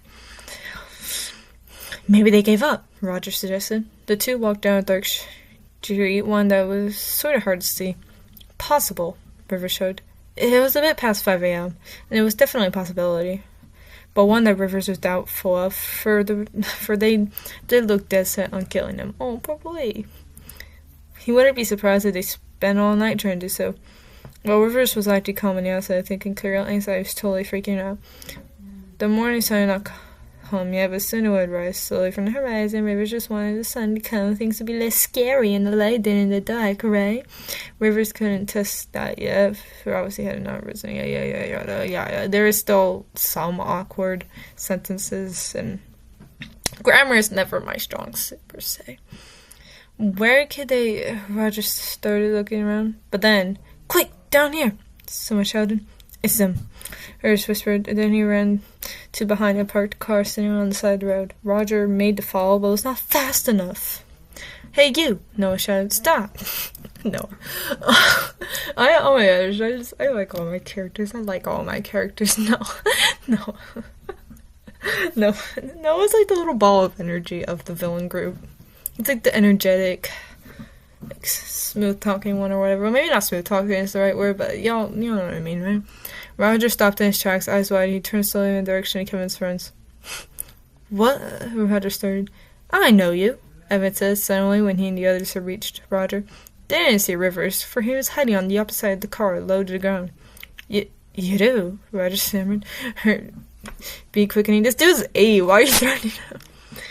Yeah, I do too, Noah said. He was with the Jaguars all the times we saw him. Roger, Arlo whispered, just barely audible for the others. Roger, Evan said, turning over. They looked back at him. You know where your pal Rivers is at? He asked. No, Roger lied. I don't know, Evan. Seems like he's lying to us, Zachary said, feeling certain that it was a lie. Ha ha. I agree. Yeah. Alright, I'll ask again. Roger, Evan said, where is Rivers? I said I don't know. Roger said, voice louder and heart beating faster. Still is, definitely. Someone needs to be persuaded. Obviously, Arlo's gonna be like the voice of reason in a second. Arlo gonna swing in with the voice of reason that Evan's just not gonna listen to. Then he pulled out the gun Roger had seen him holding out earlier. Yeah, he always, and what it means by that is that he does know that Evan has Rivers' gun from a previous chapter that I am not reading in this video. And now Roger was just like terrified, like we're already. Just tell us, or his gun will be down a bullet. And threatened him. Oh my god, he's 8. Yo, this guy's psychotic. Like, I know y'all trying to get revenge, but this is a random 8-year-old. You're gonna be the ones in jail. Rivers was watching this all happen, careful as to not be seen. Now looking at the gun Evan had in his hand more closely, though, Rivers recognized it. It's the same one he had bought at the bar a couple days ago. That felt like years ago now. It was literally a couple days ago. I'm telling you, Roger started, voice getting louder and louder. Hey, Evan, he is getting really loud. Let's ease off, eh? Noah suggested, glancing around nervously. I like how, Arlo hasn't said anything yet, but I do know he does say something. Rivers quietly sneaked to the back of the car and watched them from there. The rich boys' backs were turned toward him, and Roger was facing towards him. Evan agreed with Noah. The kid needed to quiet down. They put the goddamn gun away, bro. Put the gun away. Kid, I don't know, alright? Roger, please, guys, will you just shut the hell up for one goddamn second? Evan was breathing hard, feeling very angry and frustrated. Now, because you were no use to us, if you go, you have to tell somebody. Oh my goodness, it's just like, okay, calm down. Okay, but anyway, I'm gonna keep pointing the gun at you. Bro. Roger was scared, but he was not showing just how scared to the others. Evan, we can't do this, Arlo started. Shut up, Evan snapped. A kid, Evan, a small child. Arlo continued. Finally, Arlo speaking up. Arlo. Y'all, comment below. Way to go, Arlo. Having common sense. Arlo has common sense. Comment something like that below, please. Evan had heard, though, and he didn't yell at Arlo, but he also didn't listen to what Arlo was saying. The gun stayed pointed at Roger. It's an 8-year-old. Oh my god. Also, who would actually believe some random, 8-year-old who, also would look like how Roger looks? The gun stayed pointed at him, his finger laid on the trigger, and he was about to press it, but then, looking for me? Someone said from behind him. Oh, it's gonna be so sad. Evan, Arlo, Zachary, Harrison, all turned around quickly. What they saw shocked them all. They shocked them all. I mean, they have this search on Rivers. There he was, standing right there, as if they hadn't been searching for him all night. There was a dark bruise under Rivers's right eye. His bottom lip was not as swollen anymore, and there was a bloody cut in his leg. There you are, Evan said. Evan, it's him, Zachary whispered. Yeah, Evan, what are you waiting for? Harris asked. Shoot him! They're just so excited. They're like, yeah! Then Arlo's probably just standing there how am I friends with so many psychopaths? Poor Arlo. Why do I just feel bad for Arlo so bad for having these crazy friends? No, literally, Kevin is less crazy than this, and Kevin was the ringleader. At least Kevin was I will protect my little sister from a 14-year-old gang leader who is dating her. Whereas these guys are just oh, you kill our friend, well, we're gonna kill not just you, but this random 8-year-old kid who technically did nothing wrong. Oh my gosh. Alright. Evan nodded, gun moving away from Roger and to Rivers instead. Rivers stared at him in the gun, bracing for the pain that would come from it. Aww. He's only 14 too, so. But before Evan could pull the trigger, wait, please! Roger shouted, distracting Evan and the others. What? Evan asked, okay, actually, I want to read this, the way I always read it in my head. Wait, please! Roger shouted, distracting Evan and the others. What? Evan asked, turning slowly towards Roger with the gun still being pointed at Rivers. Don't shoot him, Roger said. Fine, I won't, Evan said, to Roger's and everyone else's great surprise. But then he said, I'll just shoot you first. Wait, how many bullets? Evan finished the gun, moving back to point at Roger. Roger backed away a couple steps, seriously terrified, like he wasn't already totally. Goodbye, Roger, Evan said, fingers still injured. Roger didn't know what to do. He wanted to run, but his legs refused to move. Then Roger closed his eyes very tight and bang! Silence and bang, bang! Roger blinked, having felt no pain. That was because the bullet shot didn't hit Roger. Then who it hit? Instead, it hit someone else. Someone stood in front of Roger. I wonder who. Could you imagine it was Arlo? No, I'm just kidding. Alright, staggering a bit, and then they fell backwards. Rivers fell back. And Roger caught him in his arms. Alright, this 8-year-old caught this 14-year-old. I imagine that, Roger just would, realistically, Roger would just, it just fall over because of how heavy he is. And technically speaking, there'd be actually even more weight considering that Rivers cannot hold himself up at all, having been shot in the abdomen, 3 times. Oh my god. Could you imagine it was Arlo that saved him instead of Rivers said Jack? Could you imagine? Jack! Roger said, eyes wide. He now sat on the ground with Rivers in his arms. The 3 bullets shot made one huge, extremely bloody wound in his abdomen area. Rivers was breathing his labor, and he was in the absolute worst pain of his life. Oh no! Roger, tried to speak. No, shh, Jack. Started. Don't talk. He'll be in more. I was brave, right? This time. Rivers asked. Yeah, you were. Roger nodded to his mouth. Roger, it hurts. Rivers said, oh, poor boy. I mean, yeah, it's you guys could see what, I was kind of going for, right? I'm just reading the dialogue silly, I'm reading it kind of silly, just to lift my own spirits. Oh my god, River's so sad. The blood from his wound stained his clothes, gone to Roger's hands. There was a bit of blood coming from the corner of his mouth, and the boy stood there silently watching. Evan had the gun dangling from his fallen hand. He's just too late, Evan.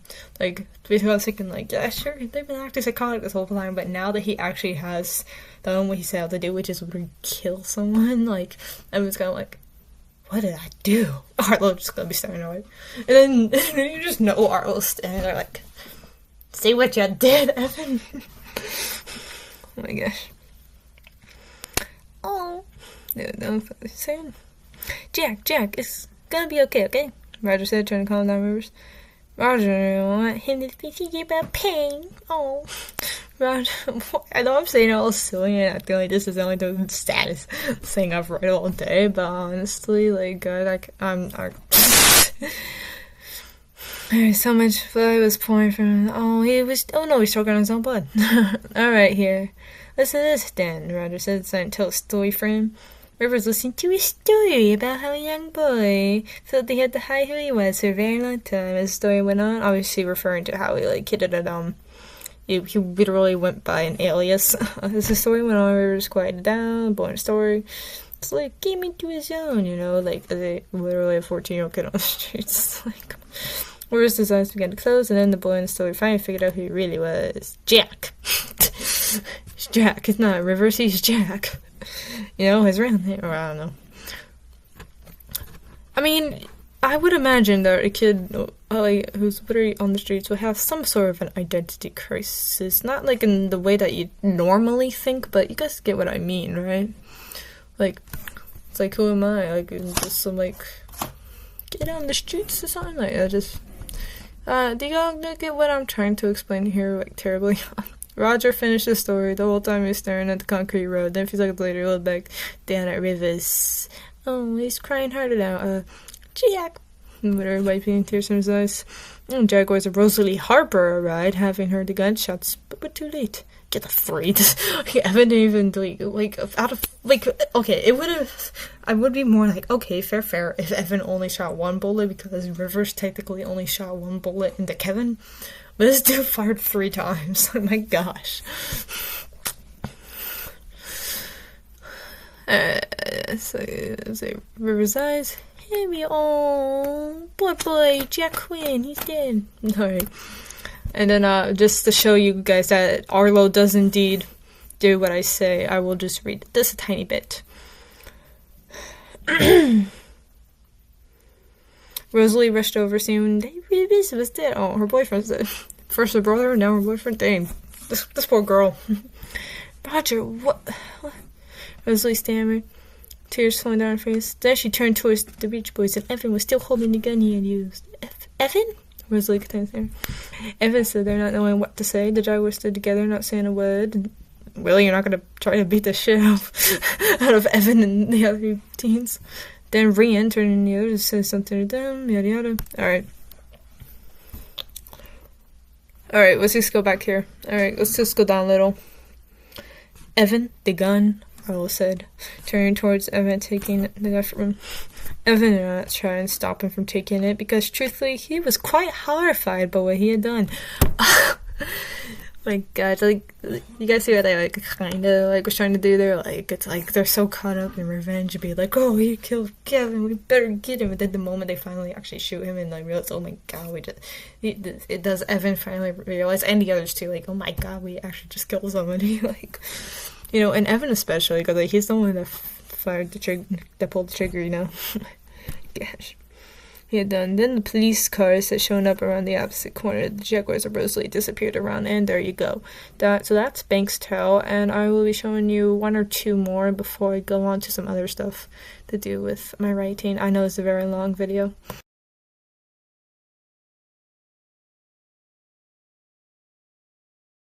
Final one I want to show you is one that kind of hits personal with me, and it requires some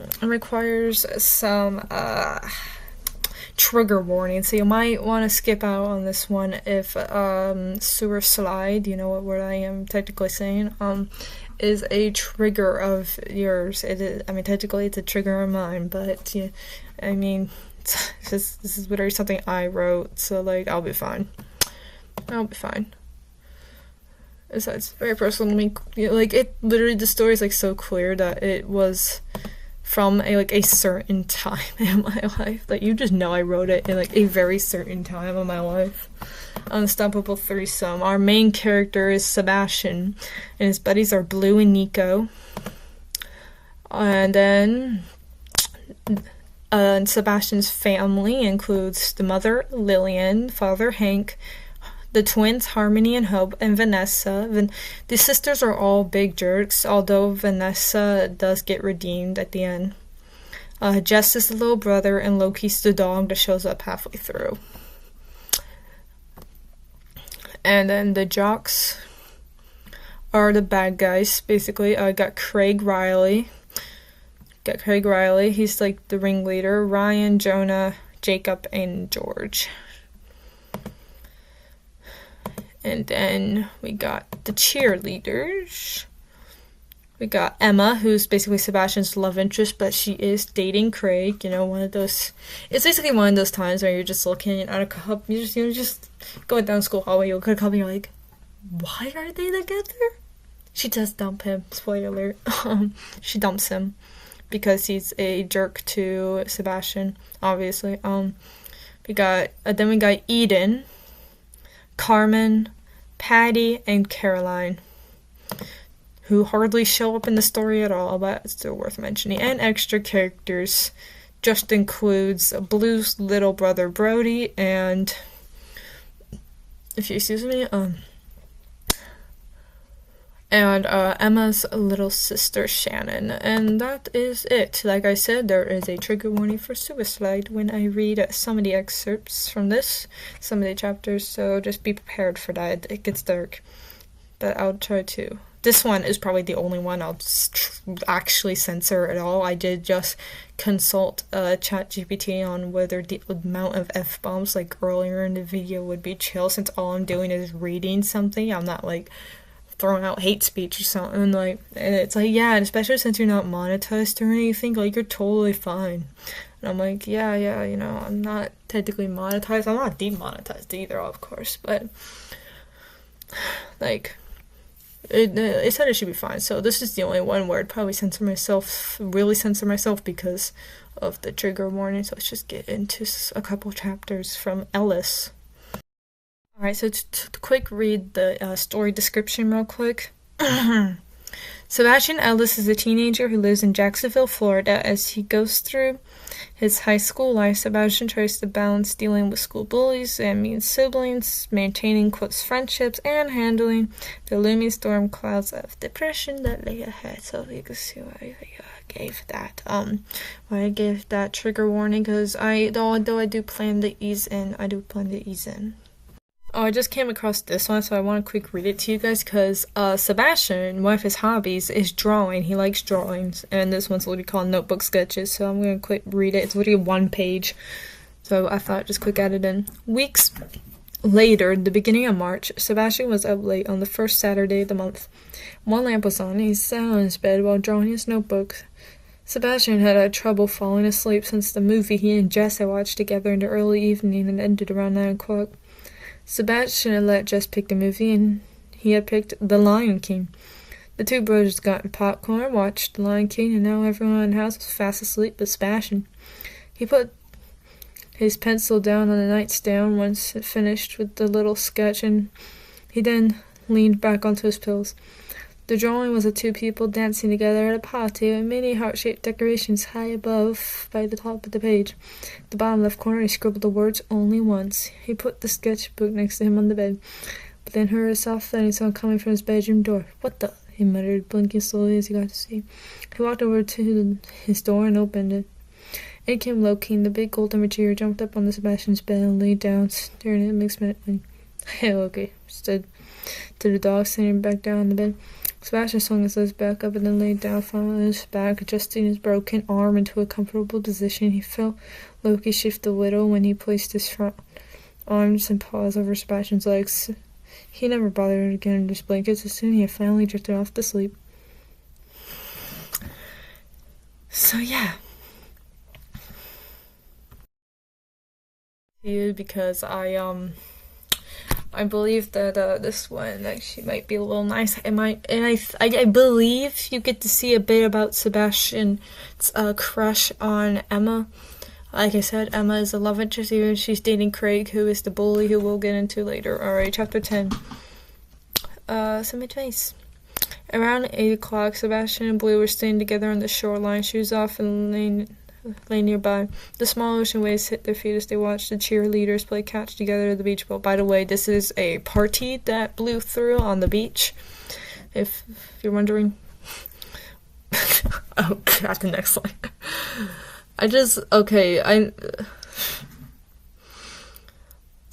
Like, obviously in fiction you're allowed to bend how people would really talk a little bit. Like, let's be honest, unless he was really, really cocky, like, I don't think any teen guy in real life would actually talk like this.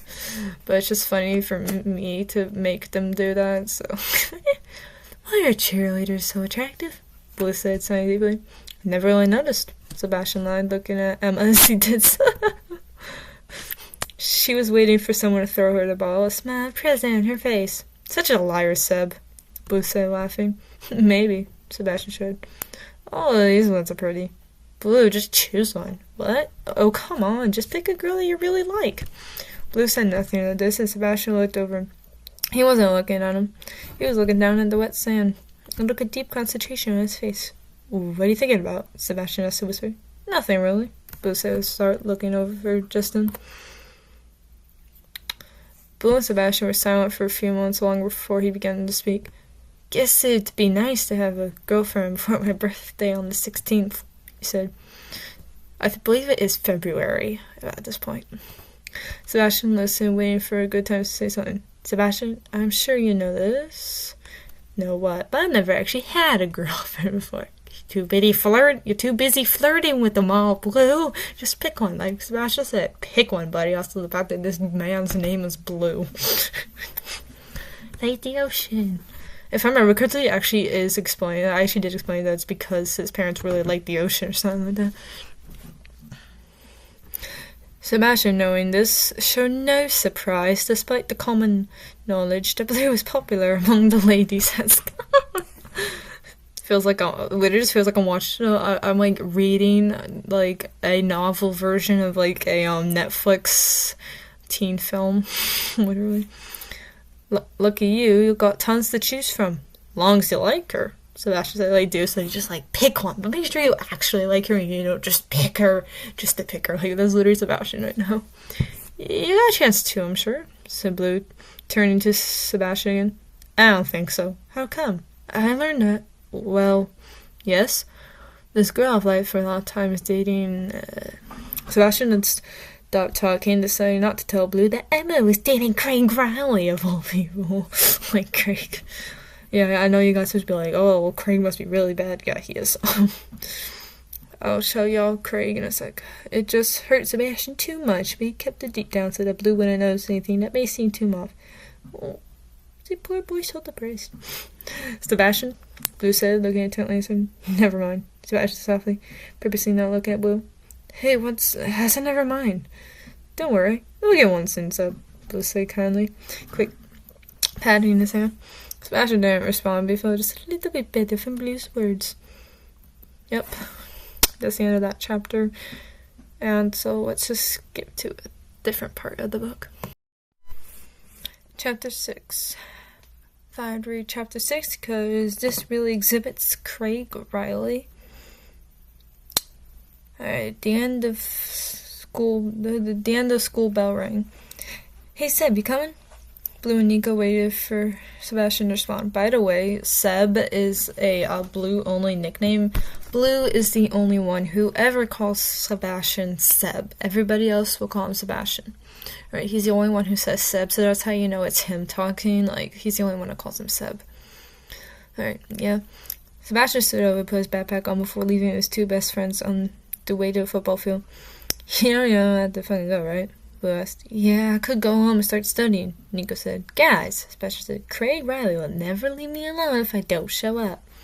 Okay, so I missed that. So if I remember correctly, in a previous chapter, Craig told him, go to the football field, I'm gonna Found you. Craig's supposed to be kind of like a goofy but still threatening character. I do make him kind of goofy. Right. Blue and Nico nodded as they made their way to their destination. Sebastian thought about his long history with Craig Riley. Craig had been bullying Sebastian for a long time, but back in middle school it was only mild teasing, but then something changed once high school came around.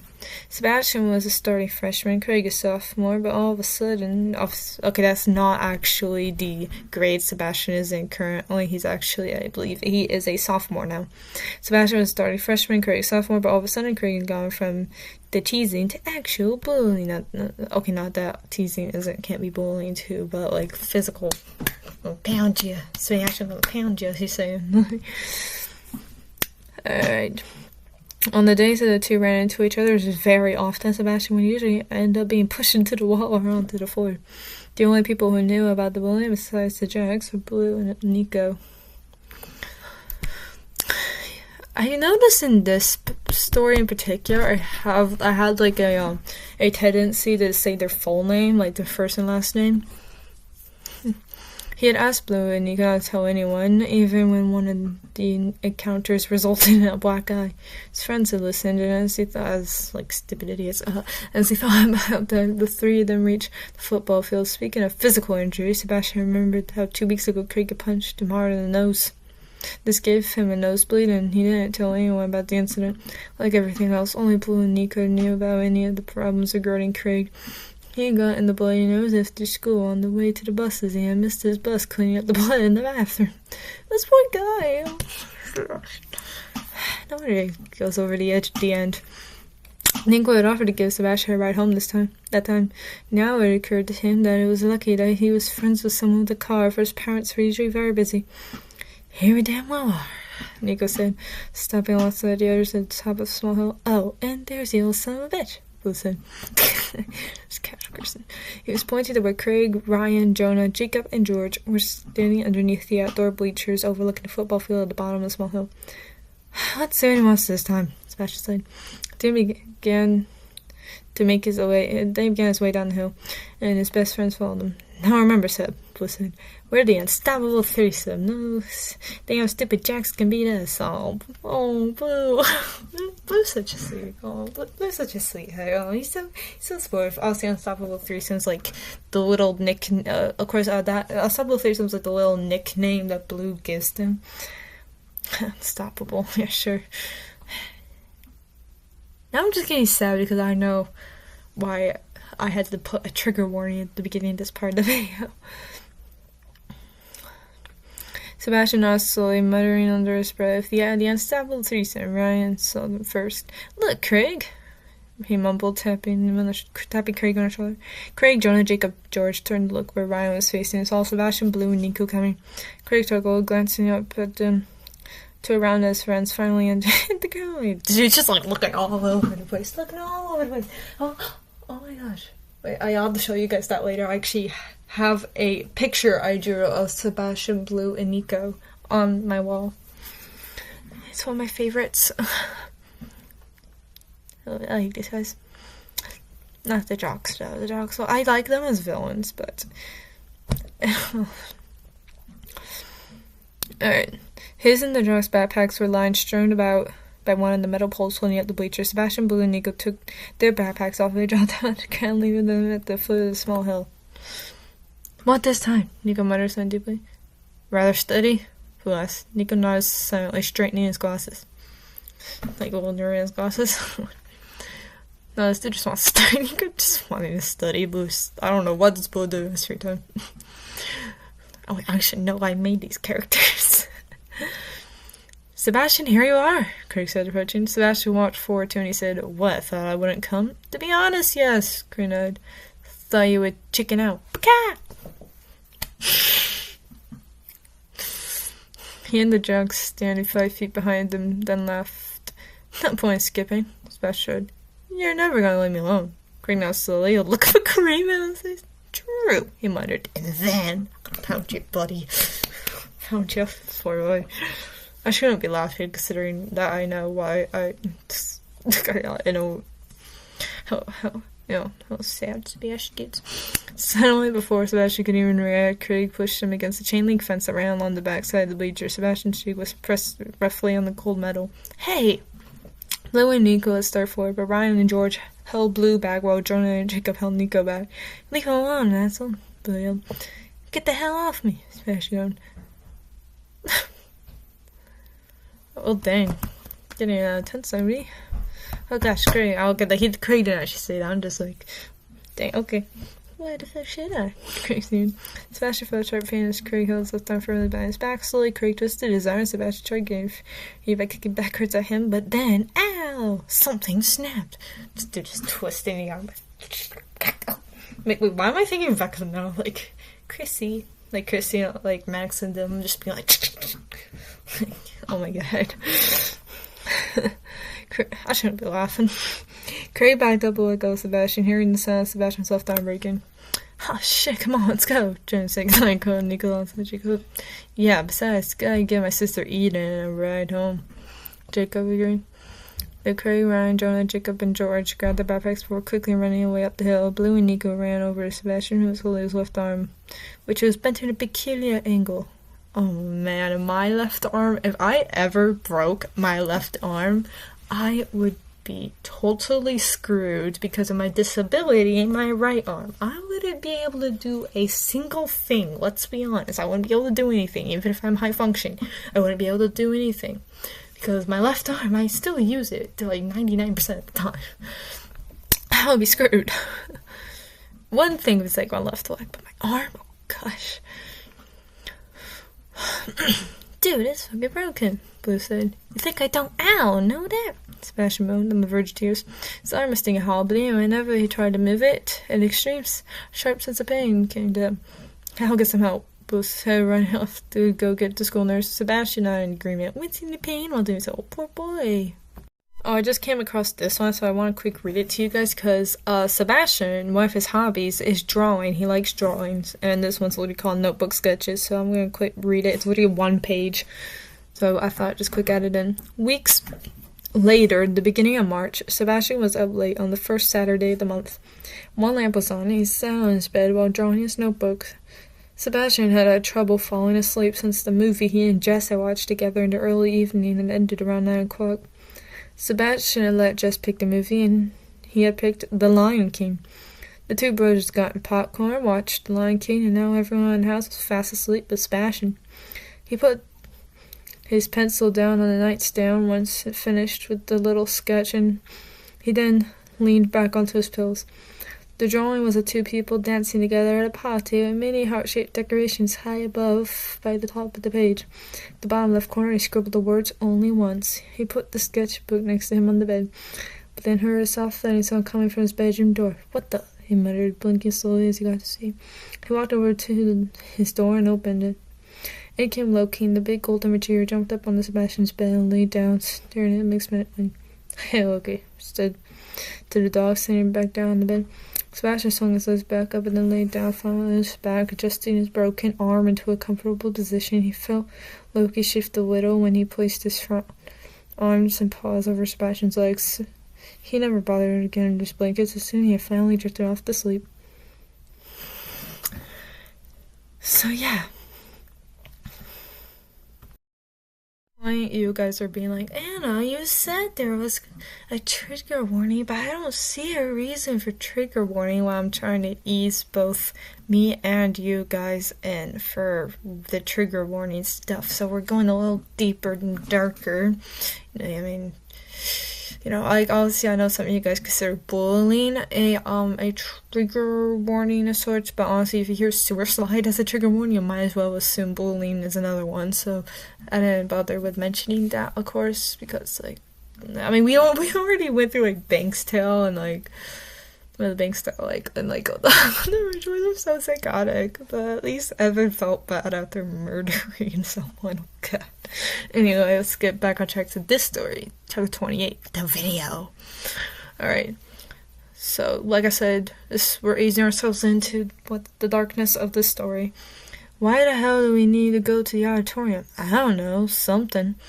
Alongside all the other students, the seashore Sebastian, Blue, and Nico walked to the school auditorium to find seats for a school-wide presentation of sorts. Oh, by the way, this story takes place in Jacksonville, Florida. By the way, just so you know, it takes place in Jacksonville. Sebastian and Nora's best friends knew what it was all about, but it did seem that some others knew.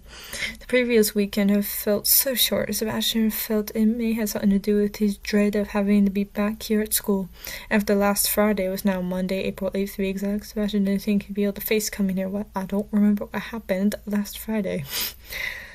Felt like this so much that he even considered finding a way to skip school. Only problem was that he wasn't ever last to leave the house in the morning, so it was pretty much impossible to do so without his mom and dad finding out. Just pretend to be sick. I did that all the time in 8th grade, and I know, you guys are going to judge me. I'd be like, Anna, how could you skip school in 8th grade by pretending to be sick? Well, at least it was only 8th grade. I haven't done it since then, and also, guys, 8th grade, it wasn't that I was dreading running into some big bully or whatever. It's just 8th grade was literally that boring. Especially compared to 7th grade. I had this really funny friend. He seems to, although he seems to have gotten into some trouble nowadays according to his Discord profile. So I'm kind of glad I don't hang out with him anymore. But that's all I'll say on that. But so, anyway, compared to 7th grade, 8th grade was so boring. So why do you think I was skipping? I might have skipped 7 or 8 times that year at least. But let's just skip that. Alright. Alright, so here he was in Seashore with his best friends as his only companions at the moment, except for one other. The great feeling that people were talking about him behind his back accompanied him also, and every time he heard a laugh or whisper, Sebastian immediately thought miserably that it must be about him. Oh yeah, by this point, he has a big secret that he's sharing with Emma, because they went to Jacksonville Zoo together, and they might have sort of maybe kissed, which technically speaking means she cheated on Craig. And we already know how Craig treats Sebastian. I mean, he broke his arm without second thoughts. Oh. Come on. Poor guy.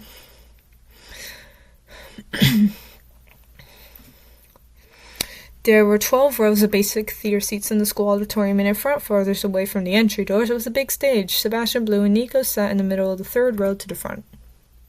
Look, they got the big screen pulled down, Nico pointed. Yeah, they do, Blue observed, seeing the big white screen up at the stage. Sebastian saw it too, but said nothing of it. Instead, he thought of what they were going to show on the screen. What kind of video would it be? Probably one of those stupid mental health videos. Thought stuff. Ugh, stupid mental health. Ugh. Trying to educate kids about mental health struggles and how to deal with it if they them or a friend or whatever. Ugh, so stupid, bro. Okay, actually, I obviously, okay, technically they aren't. Okay, they're not, but I was kind of self-reflecting in this because I cringe in those videos. I just don't like them. I get that they're for a good cause, but I don't like them personally. So, so that's definitely a self-reflection of my own. Alright, 10 minutes later, after every student present in school was seated, Sebastian was proven right when the principal of the school, Mr. Cook, got up on stage and said they were going to show a video that the school board recently sent in, saying now is now a must-watch for the whole school for some purpose or other. Oh, this is gonna be great, Sebastian scoffed quietly. The video began with the people who had been talking quick introduced themselves and began talking the usual. Sebastian remembered from any time he saw these kind of videos back in middle school and even his last 2 years at elementary school. And if you or anybody knows, the video said, Sebastian thought as it played, is what? Thinking about? Think about what? But when whatever it was had been said, Sebastian completely zoned out and wasn't paying attention to the video. Unfortunate, really, that he wasn't listening. For by the end, he would think later, knowing just the kind of video it is, he would have quite the different outlook on his life. It would have helped him feel less depressed. Maybe, sort of, maybe, I don't know. Those things are usually cringy for me, including those YouTube things. YouTube video things that YouTubers will make, you know what I'm talking about? But honestly, you guys can see, just a slight ease into how dark it gets. Because he's sad. My poor boy's sad. Not just sad, depressed. Alright, let's just get to a later one, and I'm telling you, we're diving deep now. This is gonna be, Alright, so this one's pretty important to the plot. I decided read it, and it's important and it's dark. You'll see why as I read. Chapter 35, in town. Knock, knock. Knock, knock, knock. Get up, Sebastian. I mean, you gotta go run some errands. Sebastian rolled over in his bed, feeling extremely tired from the previous night. He had barely slept the night before, and he wasn't even sure when he exactly fallen asleep. He could hear Hank knocking on the door and asking if he was lousy. Hank being his dad. Sebastian? Hank called again. I'm awake, but why do I have to go? Sebastian yawned, propping himself up on one elbow. Just get up. Then Sebastian heard footsteps going away from his bedroom door. Groaning, he got to his feet and began to get dressed.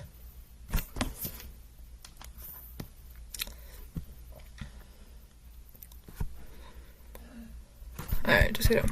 Then Sebastian, I can't Jess or Vanessa? He muttered as he pulled his shirt over his head. Once fully dressed, Sebastian headed downstairs to see Hank standing by the front door. Ready, bud? Hank said cheerily. His ass cheeriness made Sebastian feel sick, and he had just now suddenly said nothing about it.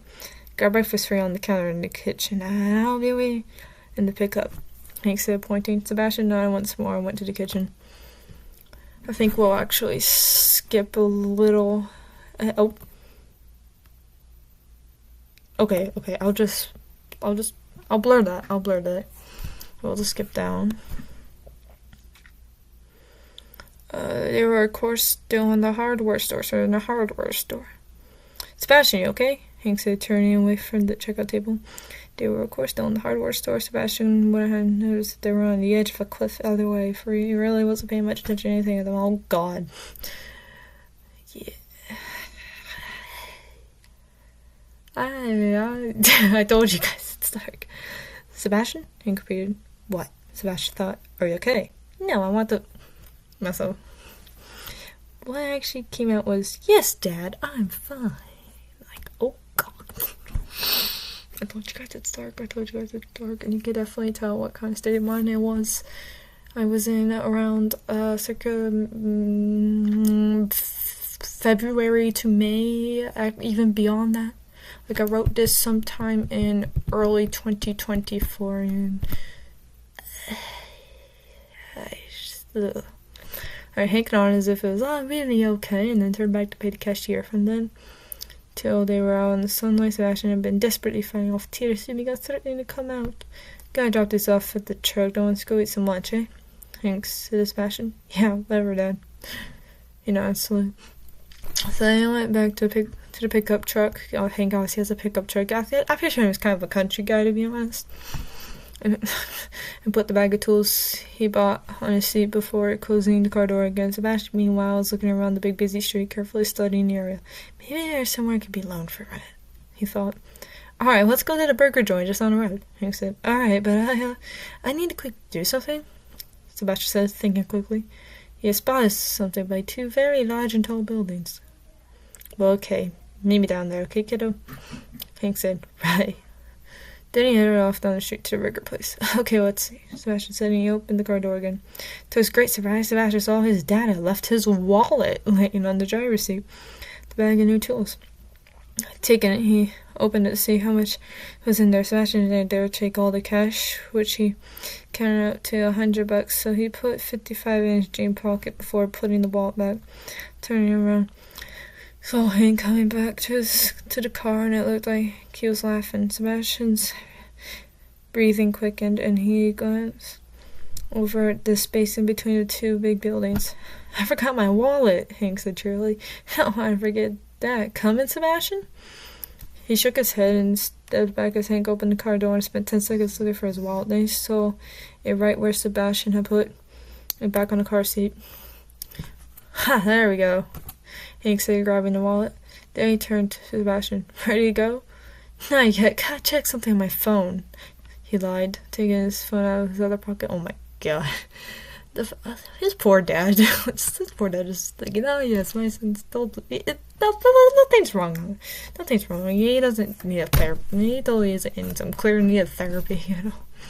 Well, Hank nodded, a smile on his face, and he headed back to the burger place after reminding Sebastian one more time to come there once he was done. When he was entirely alone, Sebastian gave out a deep sigh and said, thank God. Then he strolled over to the big buildings and opened the busted gate that connected the two. What he had seen was a sketchy-looking person coming in. Sebastian had been given a sudden idea. Surely the man he saw would have, judging by how he looked. But of course, for Sebastian would have make sure his suspicions were correct about the guy. Heading down a very small alley space, he emerged into a big cobbled area and looked around. No one was there, unless... Oh shit, he's there. But then somebody pushed him roughly up onto the building's wall, which was made of bricks. Next thing he knew, in the scuffle that followed, the same sketchy man he saw before was holding him there against the wall with a knife to Sebastian's throat. Oh god. Move it, I'll slit your throat, the man growled. I won't, Sebastian heard being fast. What are you doing here? Just wanted to... Sebastian was thinking hard fast, but every second it became harder because of the increasing furious feeling. This actually, I gotta say, relatable. Like, sure, he wants to, you know, but at the same time, though, it's like, well, I don't want to be murdered, though. Like, you know, I got to say, relatable. Like, that was how I was thinking, too. As you can see, Sebastian, in a way, is kind of just me. But just with some things in his character that are different because the plot needs them to be. Right. Then he had an idea. I heard you sell something I have an interest in. Which is what? The man looked interested and also a bit frightened by what Rayla was. It's like a random teenager just doing wandering. This is good, you thought. I'm right then. Guns, he whispered. Oh, yes, guns. This makes me think of Rivers earlier in the video, but like instead of defense, he's thinking of something. Oh, I don't even. The man just stared at Sebastian for a few seconds and he suddenly let go of him and stepped back, chuckling. What the hell would a killer you want with a gun? Since the simple chuckle becoming a hard laugh. My reasons are my own, Sebastian said carefully. The guy is slit my throat, Sebastian thought. If I'm gonna die, it's gonna be by my own hands. I mean. I will say, thinking back to past self, that is true. I did, and I still do. Like, I am still very self-preservational, I will say. Like, if anybody's gonna, like, I'll choose my time. Like, that's how I would think. This is past tense, of course. It's past. This is in the past, of course. Just remember. The man nodded and he went over to a crate that was covered with a red tarp before uncovering whatever was under there. Turned back to Sebastian. What's your name, kid? Yes. Sebastian. Well, Sebastian, I'm not sure about this. I mean, you're a kid. This dude's literally just the bartender. This dude's just the bartender from earlier. I'm sorry, guys. I have to interrupt myself and, like, make jokes or else I'm gonna be too sad. I've got a lot of money, Sebastian said quickly, pulling out the $55 he stole from that earlier. This guy's probably homeless. Like, he's gonna love looking at $55. The man looked at the money for a moment, then he turned back to the covered crate and removed the tarp. Sebastian stepped forward to see there was at least a dozen pistols in there. Oh my god. Well, the bartender only had one in the drawer. This guy's got like a dozen in a crate. Suddenly, Sebastian worried that $55 wasn't going to be nearly enough for one of those. I don't know, man. Like, I mean, I know this takes place in 2024, whereas bank sale took place in the 1950s, but, like, I'm sure, you know? $42, hand it over, no deal. The man said, reaching out his hand. Okay, Sebastian said, about to hand the money over. Then he paused. What? He may tell somebody that I bought this, he thought. But it cost $42, and he had $55, 13 extra. 13 extra to keep quiet about this, Sebastian demanded as harshly as he could. The man nodded and gave him the gun after he gave the man all $55. It's loaded, the man afforded. Just pull the trigger and bang! Wait, why do I think it's Shooter McGavin from Happy Gilmore now? Like, just, Shooter McGavin. Wait, why am I thinking that? This is the most random thing to come in my head during, like, a time like this for Sebastian. Sebastian nodded, eyes widening for a moment. Good doing business.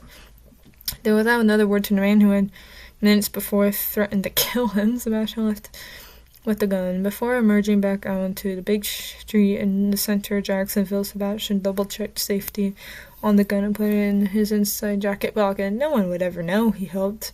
Sebastian hurried across the street to the burger joint where his dad was waiting, and of course, no one does ever know.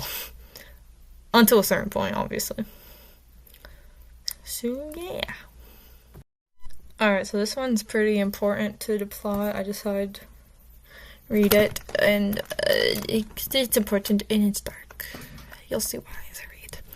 Chapter 35, in town. Knock, knock. Knock, knock, knock. Get up, Sebastian. I mean, you gotta go run some errands.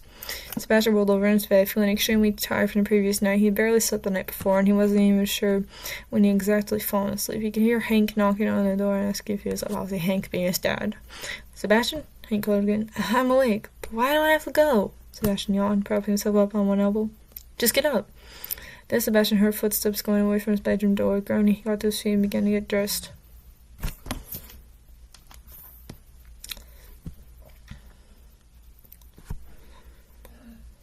Alright, just get up. Then Sebastian, I can't Jess or Vanessa? He muttered as he pulled his shirt over his head. Once fully dressed, Sebastian headed downstairs to see Hank standing by the front door. Ready, bud? Hank said cheerily. His ass cheeriness made Sebastian feel sick, and he had just now suddenly said nothing back. Got breakfast for you on the counter in the kitchen, and I'll be waiting in the pickup, Hank said, pointing. Sebastian nodded once more and went to the kitchen. I think we'll actually skip a little. Okay, I'll blur that. We'll just skip down. They were, of course, still in the hardware store. Sebastian, you okay? Hank said, turning away from the checkout table. They were, of course, still in the hardware store. Sebastian would have noticed that they were on the edge of a cliff either way, for he really wasn't paying much attention to anything at them. Oh, God. Yeah. I told you guys it's dark. Sebastian? Hank repeated. What? Sebastian thought. Are you okay? No, I want to... myself. What actually came out was, yes, Dad, I'm fine. Like, oh, God. I told you guys it's dark. And you could definitely tell what kind of state of mind it was.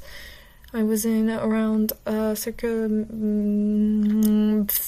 February to May, even beyond that. Like, I wrote this sometime in early 2024, and I Hank nodded as if it was, really okay, and then turned back to pay the cashier. From then till they were out in the sunlight, Sebastian had been desperately fighting off tears, soon he got threatening to come out. Gotta drop this off at the truck. Don't want to go eat some lunch, eh? Hank said to Sebastian. Yeah, whatever, Dad. You know, absolutely. So they went back to the pickup truck. Hank obviously has a pickup truck. I picture him as kind of a country guy, to be honest. And put the bag of tools he bought on his seat before closing the car door again. Sebastian, meanwhile, was looking around the big busy street, carefully studying the area. Maybe there's somewhere I could be alone for a minute, he thought. Alright, let's go to the burger joint just on the road, Hank said. Alright, but I need to quickly do something, Sebastian said, thinking quickly. He had spotted something by two very large and tall buildings. Well, okay, meet me down there, okay, kiddo? Hank said, right. Then he headed off down the street to the Rigger place. Okay, let's see, Sebastian said, and he opened the car door again. To his great surprise, Sebastian saw his dad had left his wallet laying on the driver's seat, the bag of new tools. Taking it, he opened it to see how much was in there. Sebastian didn't dare take all the cash, which he counted out to $100, so he put 55 in his jean pocket before putting the wallet back. Turning around, saw Hank coming back to the car, and it looked like he was laughing. Sebastian's breathing quickened, and he glanced over at the space in between the two big buildings. I forgot my wallet, Hank said cheerily. How I forget that. Coming, Sebastian? He shook his head and stepped back as Hank opened the car door and spent 10 seconds looking for his wallet. Then he saw it right where Sebastian had put it back on the car seat. Ha, there we go, Hank said, grabbing the wallet. Then he turned to Sebastian. Ready to go? Not yet. Gotta check something on my phone, he lied, taking his phone out of his other pocket. Oh my God. His poor dad. His poor dad is thinking, oh yes, my son's told nothing's wrong. Nothing's wrong. He doesn't need a therapy. He totally isn't in some clear need of therapy, you know. Well, Hank nodded, a smile on his face, and he headed back to the burger place after reminding Sebastian one more time to come there once he was done. When he was entirely alone, Sebastian gave out a deep sigh and said, thank God. Then he strolled over to the big buildings and opened the busted gate that connected to what he had seen was a sketchy-looking person coming in. Sebastian now had been given a sudden idea. Surely the man he saw would have, judging by how he looked. But of course, for Sebastian would have make sure his suspicions were correct about the guy. Heading down a very small alley space, he emerged into a big cobbled area and looked around. No one was there, unless... Oh shit! He sneered. But then somebody pushed him roughly up onto the building's wall, which was made of bricks. Next thing he knew, in the scuffle that followed, the same sketchy man he saw before was holding him there against the wall with a knife to Sebastian's throat. Oh god. Move it out, slit your throat, the man growled. I won't, Sebastian breathed. Heart beating fast. What are you doing here? Just wanted to... Sebastian was thinking hard fast, but with every second it became harder because of the increasingly furious feeling. This actually, I gotta say, relatable. Like, sure, he wants to, you know, but at the same time, though, it's like, well, I don't want to be murdered, though. Like, you know, I got to say, relatable. Like, that was how I was thinking, too. As you can see, Sebastian, in a way, is kind of just me. But just with some things in his character that are different because the plot needs them to be. Right. Then he had an idea. I heard you sell something I have an interest in. Which is what? The man looked interested and also a bit frightened by what Rayla was. It's like a random teenager just doing wandering. This is good, you thought. I'm right then. Guns, he whispered. Oh, yes, guns. This makes me think of Rivers earlier in the video, but like instead of defense, he's thinking of something. Oh, that only one. The man just stared at Sebastian for a few seconds and he suddenly let go of him and stepped back, chuckling. What the hell would a killer you want with a gun? Said the simple chuckle becoming a hard laugh. My reasons are my own, Sebastian said carefully. The guy is slit my throat, Sebastian thought. If I'm gonna die, it's gonna be by my own hands. I mean. I will say, think back to past self. That is true. I did, and I still do. Like, I am still very self-preservational, I will say. Like, if anybody's gonna, like, I'll choose my time. Like, that's how I would think. This is past tense, of course. It's past. This is in the past, of course. Just remember. The man nodded and he went over to a crate that was covered with a red tarp. Before uncovering whatever was under there, turned back to Sebastian. What's your name, kid? He asked. Sebastian. Well, Sebastian, I'm not sure about this. I mean, you're a kid. This dude's literally just the bartender. This dude's just the bartender from earlier. I'm sorry, guys. I have to interrupt myself and, like, make jokes or else I'm gonna be too sad. I've got a lot of money, Sebastian said quickly, pulling out the $55 just over there. I mean, this guy's probably homeless. Like, he's gonna love looking at $55. The man looked at the money for a moment, then he turned back to the covered crate and removed the tarp. Sebastian stepped forward to see there was at least a dozen pistols in there. Oh my god. Well, the bartender only had one in the drawer. This guy's got like a dozen in a crate. Suddenly, Sebastian worried that $55 wasn't going to be nearly enough for one of those. I don't know, man. Like, I mean, I know this takes place in 2024, whereas bank sale took place in the 1950s, but, like, I'm sure, you know? $42, hand it over, no deal. The man said, reaching out his hand. Okay, Sebastian said, about to hand the money over. Then he paused. What? He may tell somebody that I bought this, he thought. But it cost $42, and he had $55, 13 extra. 13 extra to keep quiet about this, Sebastian demanded as harshly as he could. The man nodded and gave him the gun after he gave the man all $55. It's loaded, the man afforded. Just pull the trigger and bang! Wait, why am I thinking of Shooter McGavin from Happy Gilmore now? Like, just, Shooter McGavin. Wait, why am I thinking that? This is the most random thing to come in my head during, like, a time like this for Sebastian. Sebastian nodded, eyes widening for a moment. Good doing business.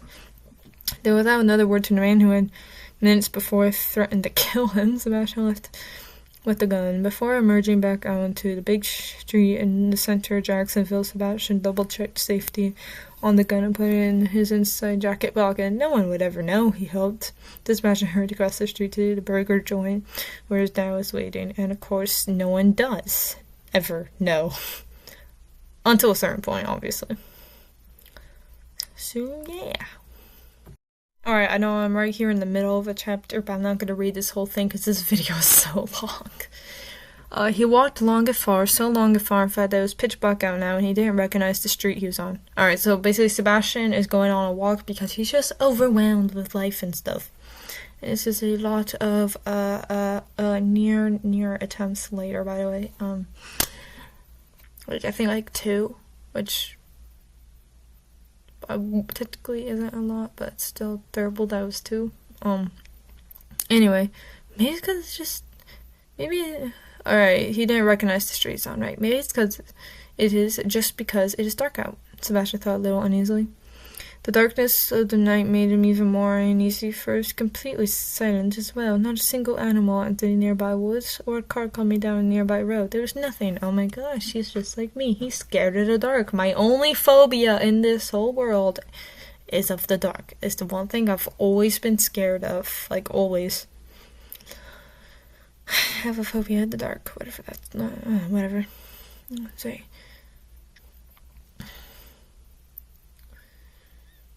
Alright, where the hell am I? He wondered aloud. Suddenly, the silent night was interrupted by his phone buzzing. Checking it, Sebastian saw that his mom had texted him, telling him to head home now. He texted back, saying okay, before putting his phone back in his jeans pocket. It was completely quiet again. Sebastian continued down the road, and the faint noise of a car driving could be heard in the distance. Sebastian paid little mind. Besides, it wasn't like the car it was on, and this is very much not lamplit street. Unknown to him, the car had turned onto his road from behind him and was driving a too fast of a speed. Oh my god, there's a typo there. There was a total of 5 people in the car, 5 teenagers to be precise. In the back seat was George, Garrett, Jacob, Ward, Jonas, Scott. The front passenger seat sat Ryan Bennett, and driving the car was Craig Riley. They were talking, and Craig paid not nearly enough attention to the very dark road. So she, like, for real legit broke up with you? Jacob asked. Yes, Craig said only. But why? George asked. I told this already. Craig said slowly, trying off. By the way, what they're talking about is Emma broke up with Craig when he full-on attacked Sebastian in the school hallway. Like, she saw that and she's like, I'm breaking up with you. So that's what they're talking about. Emma left you because you fought with that fucking idiot Sebastian Ellis, yeah? Jonah asked. Yes, I don't see why she likes him so much, Craig said, sudden anger rising in him. Craig, George, Jonah, and Jacob continued with the conversation, and Ryan stayed quiet. He watched the roads, saw the headlights illuminate the area, and the trees and houses on each side. They were now approaching where Sebastian was walking slowly alongside the road. He had reached a street that headed back to his own house, and mid-cross it when he screamed around. A car had come zooming out of nowhere. It nearly hit him, only missing by no more than 5 feet. As this happened, inside the car, "Holy shit, there's someone in the road!" Ryan screamed, pointing terrifying Craig and 3 others. Oh my... Craig freaked out, pulling the steering wheel hard. His car swerved around whoever it was. Not a single one of them was able to see who it was that they nearly hit, and then went back on his track down the road. Meanwhile, Sebastian had caught a glimpse of them and saw that Craig and his friends were there. Craig being in the driver's seat, in fact.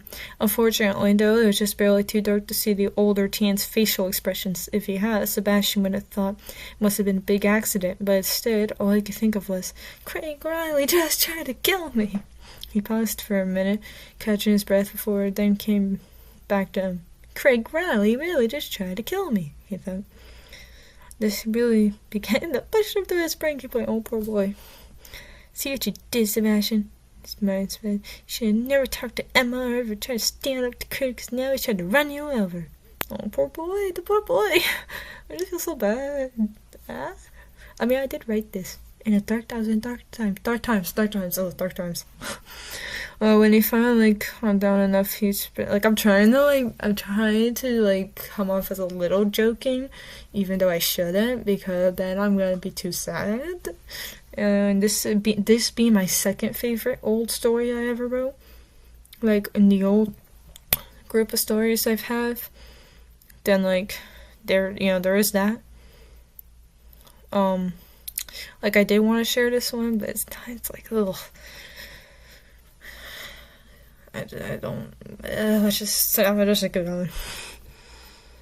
When he finally calmed down enough, he sprang home, icicling faster than his feet ever would take him. Luckily, soon enough, he reached his house, but he did not say a word to a single person, even when Hank asked what was wrong upon seeing Sebastian all shaken up like that. Should have, we're gonna skip over that. Yeah, let's just say he slammed the bedroom door while thinking something very sad. Then Sebastian totally collapsed, not even bothering to at least aim his fall into his bed, which is right next to him. He lay curled up in a loose ball on the ground. He cried softly for a very long time until his head hurt, the point of bursting his tears themselves had been dry. Oh, he's so sad. I feel so bad. Because literally the next chapter, he dies in the next chapter, bro. He literally dies in the next chapter, and I'm not reading that to you guys. I'm not. While I am not reading the chapter where he actually does Kermit sewer slide, I will read you the next chapter. And to be clear,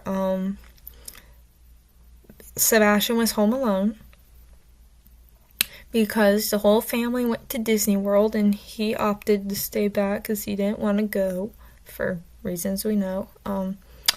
And Blue and Nico are only here because they, Sebastian had been avoiding them for a while. And, like, Blue and Nico, they just came to check on him, but, like, obviously he didn't answer the door, so we're at this point. Blue, Bradshaw, and Nico and Mono walked away from the Ellis' front door and stopped in the driveway to talk to each other. Oh, man, I'm worried, Blue said, slowly looking down on the ground. Yeah? Nico said his brother. Nico, what, Blue? Do you think that Sebastian is depressed? No, I mean, yeah. Like, I feel like I could write that better. Like, I don't feel like that's, like, totally how someone would discuss it. Be like, just be so blunt like that, but I don't know. Dang. Blue and Nico spun around to the sudden loud noise, and it took them a second to realize that it had come from the upstairs at the Ellis' house. Sebastian? What the fuck? What the fuck? Nico, come on. Blue turned right around and ran to the closed garage door and punched in the garage passcode, which both he and Nico knew. Oh, come on. Oh, yes, Blue said impatiently until the garage door was open enough for him and Nico to run in.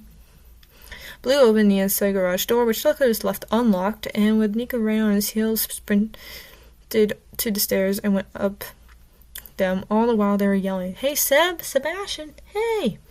Nico came to Sebastian's closed bedroom door and tried to open it to learn. The door was locked. After trying to open it, Nico stepped back by a foot. "It won't open," Nico said. "Oh, for Christ's sake!" Blue yelled, pushing Nico aside. Then he kicked the door hard and instantly swung open. "Dang, Blue, you should join the football team." I'm sorry. This is like really intense. I have to, I literally have to interrupt myself and say something at least a little jokingly, because or else I'll just get too sad.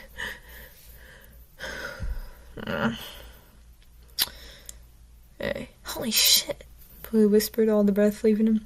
He glanced over at Nico for a split second and saw that his already pale face had become even paler in the one split second that Blue was looking. What?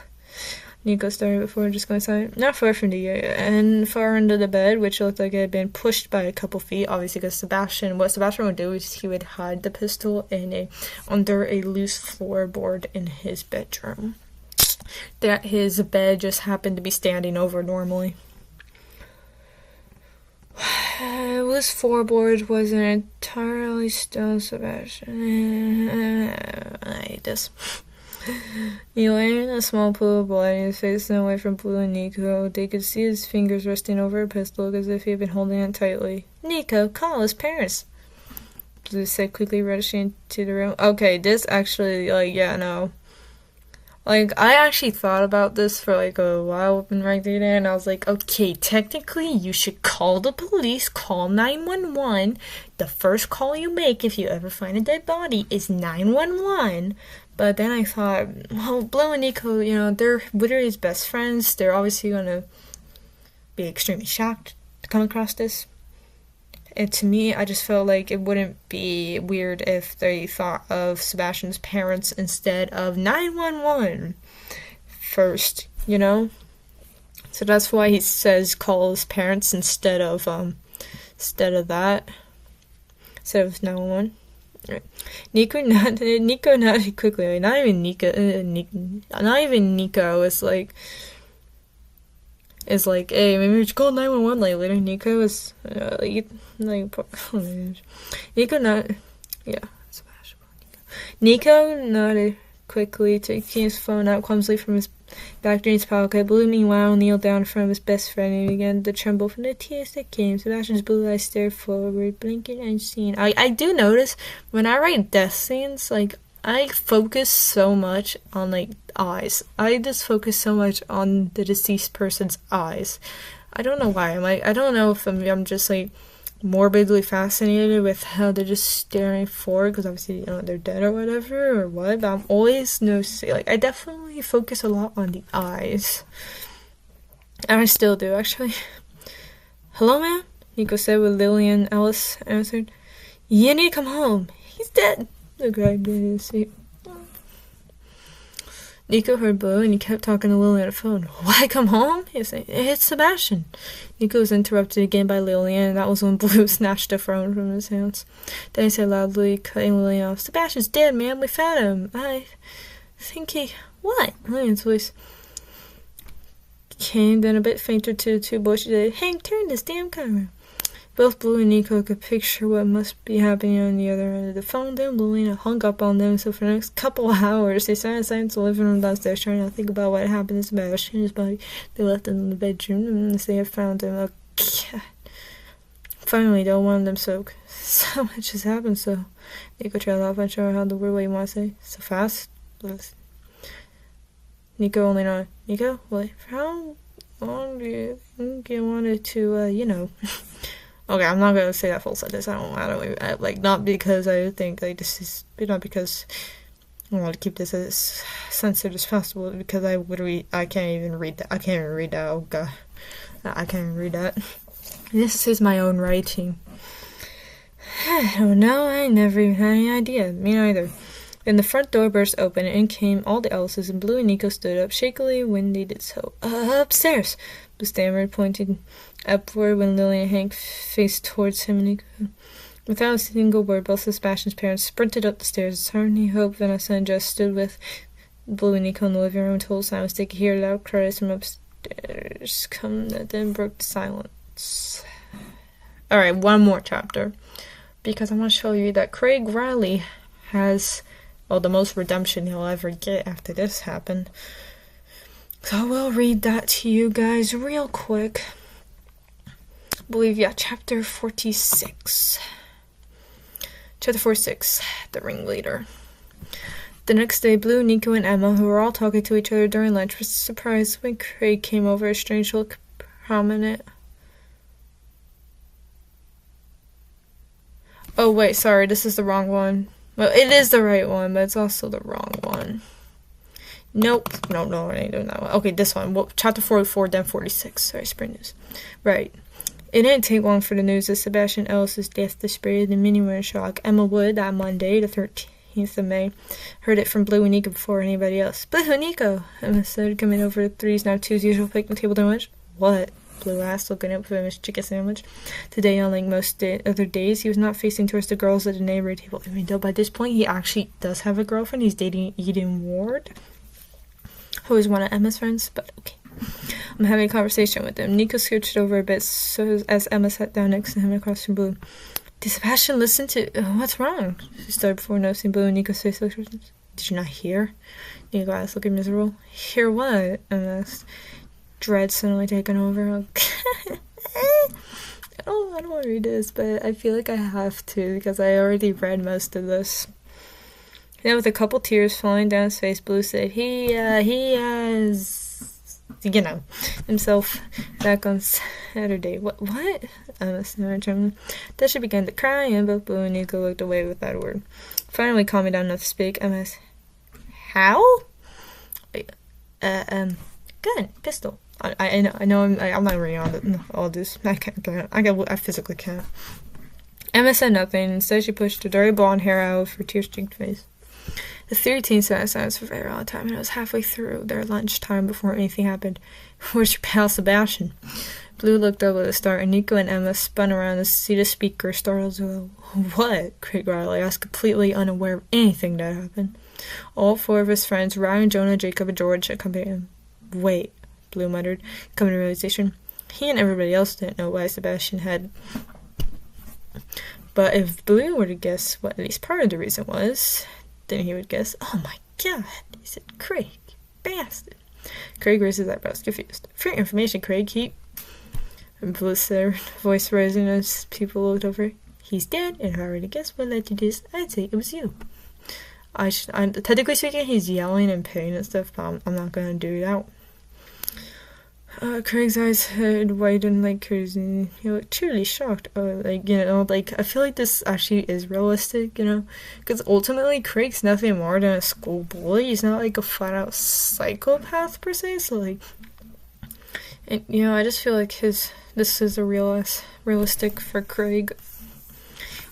Oh, he muttered. Then without saying anything else, Craig turned around and left with his friends. Blue, realizing he had stood up, quickly sat down and stood glancing around at everyone was watching. Sip! Trailed off, placing his face in his hands. Nico reached over the table and squeezed Blue's shoulder comfortingly. And then this leads us to the chapter I was about to accidentally read first. The next day, Blue, Nico, and Emma, who were all talking to each other during lunch, were surprised when Craig came over, a strange look prominent on his face. What the hell you want? Blue asked, glaring at Craig. Just want to talk, he shrugged. Sitting down next to Nico at the picnic table, Emma was next to Blue. Nico noticeably scooched away from Craig. Alright, Dan. But first, I got a question for you, Blue said. What? Craig asked. Did you try to kill him? What are you talking about? Nico found something that said you tried to run Sebastian over while driving. Alright, obviously what Nico found was the note that I did skip over in this, because I'm sure I'm already feeling sad enough reading this. I don't want to read all of it. I never did. Oh god. Oh my god.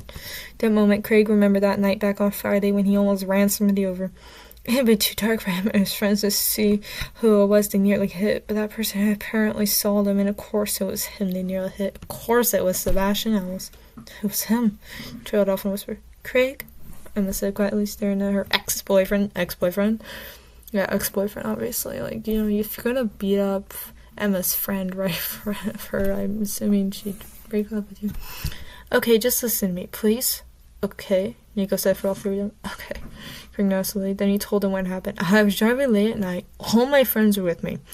And I nearly hit someone. I swear to God, I had no fucking clue it was Sebastian. It was too dark to see. I may have always bullied him. Well, I was a flat-out jerk, but I would never have tried to kill him. Blue, Nico, and Emma believed him. How could they not, upon seeing how guilty he looked? Sighing deeply, Craig said, look, I know this won't mean a damn thing now, but I'm sorry. The other three nodded, and then Emma saw two of her friends, Eden Ward and Caroline Hoover, coming over to the table. I sent my friends away from me, she said slowly. Said, see you guys. Then she walked away and met Eden and Caroline, who asked her if she was okay. Nodding, she left with them where their other friends, Carmen Lopez Hernandez and Patty Smith, were waiting outside the cafeteria. Craig remained sitting at the picnic table, and the three boys sat in awkward silence. Well, obviously it's awkward silence. Why not? I mean, we're post-tragedy, so all these guys never gotten along. Well, this is awkward. Craig tried to smile, but it came out as a pain grimace. Then he stood up to go, but as he began to walk away, Craig turned around to face Blue and Nico once more to say one last thing. I'm sorry about Sebastian, I really am. And that is where I am ending this one. Because I'm sure we are all very depressed now. I'm sure we all are. I mean, I know I am. Yeah.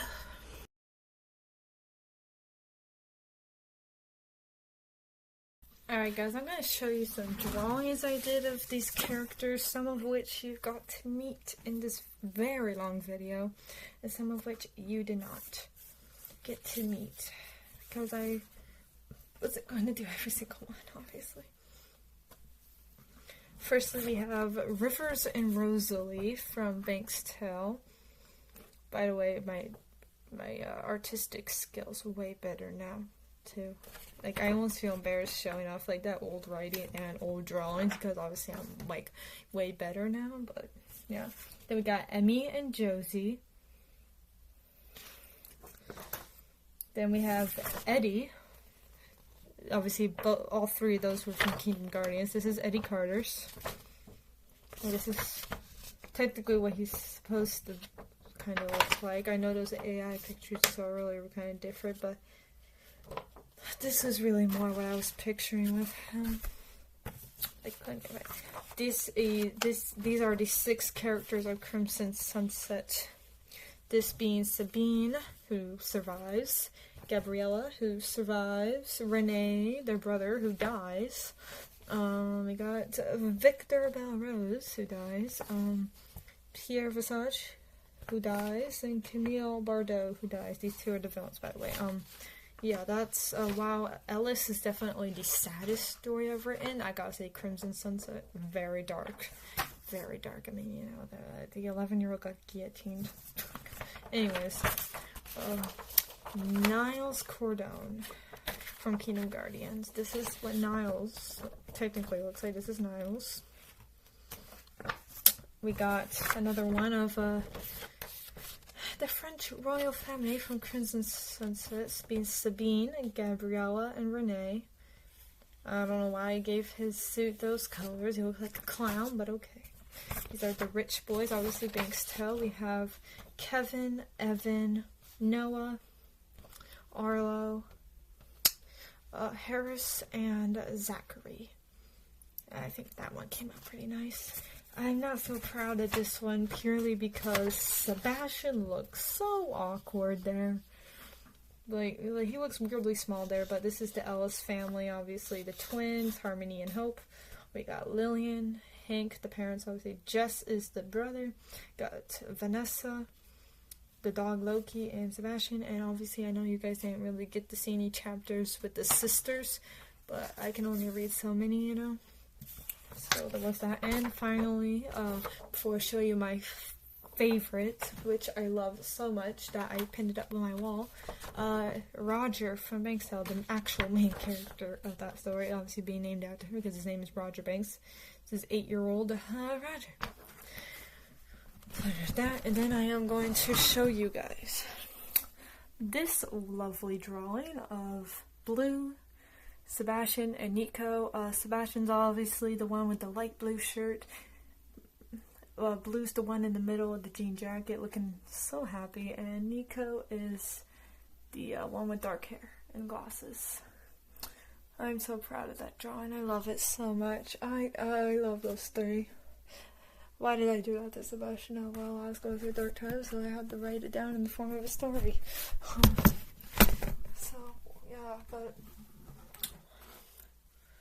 anyways, that's basically. Let's just get to the finale.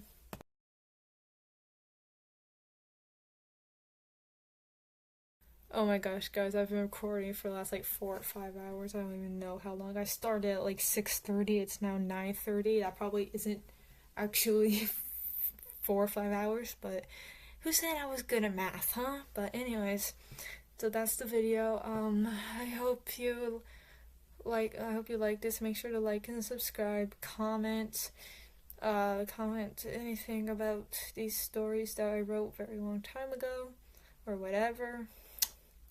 Maybe some rest in pieces for a lot of those characters, except for the villains. Like we don't like, technically speaking, the only thing that makes Kevin Harper's death and Bankstown sad is because he was Rosalie's older brother, and technically speaking he's the villain because he's being overly aggressive as a protective big brother, which, I mean, yeah, but I feel like I'm losing my voice talking so long. But yeah, so if you liked it, you make like, subscribe, comment, and I hope to see you guys in another video. Bye now.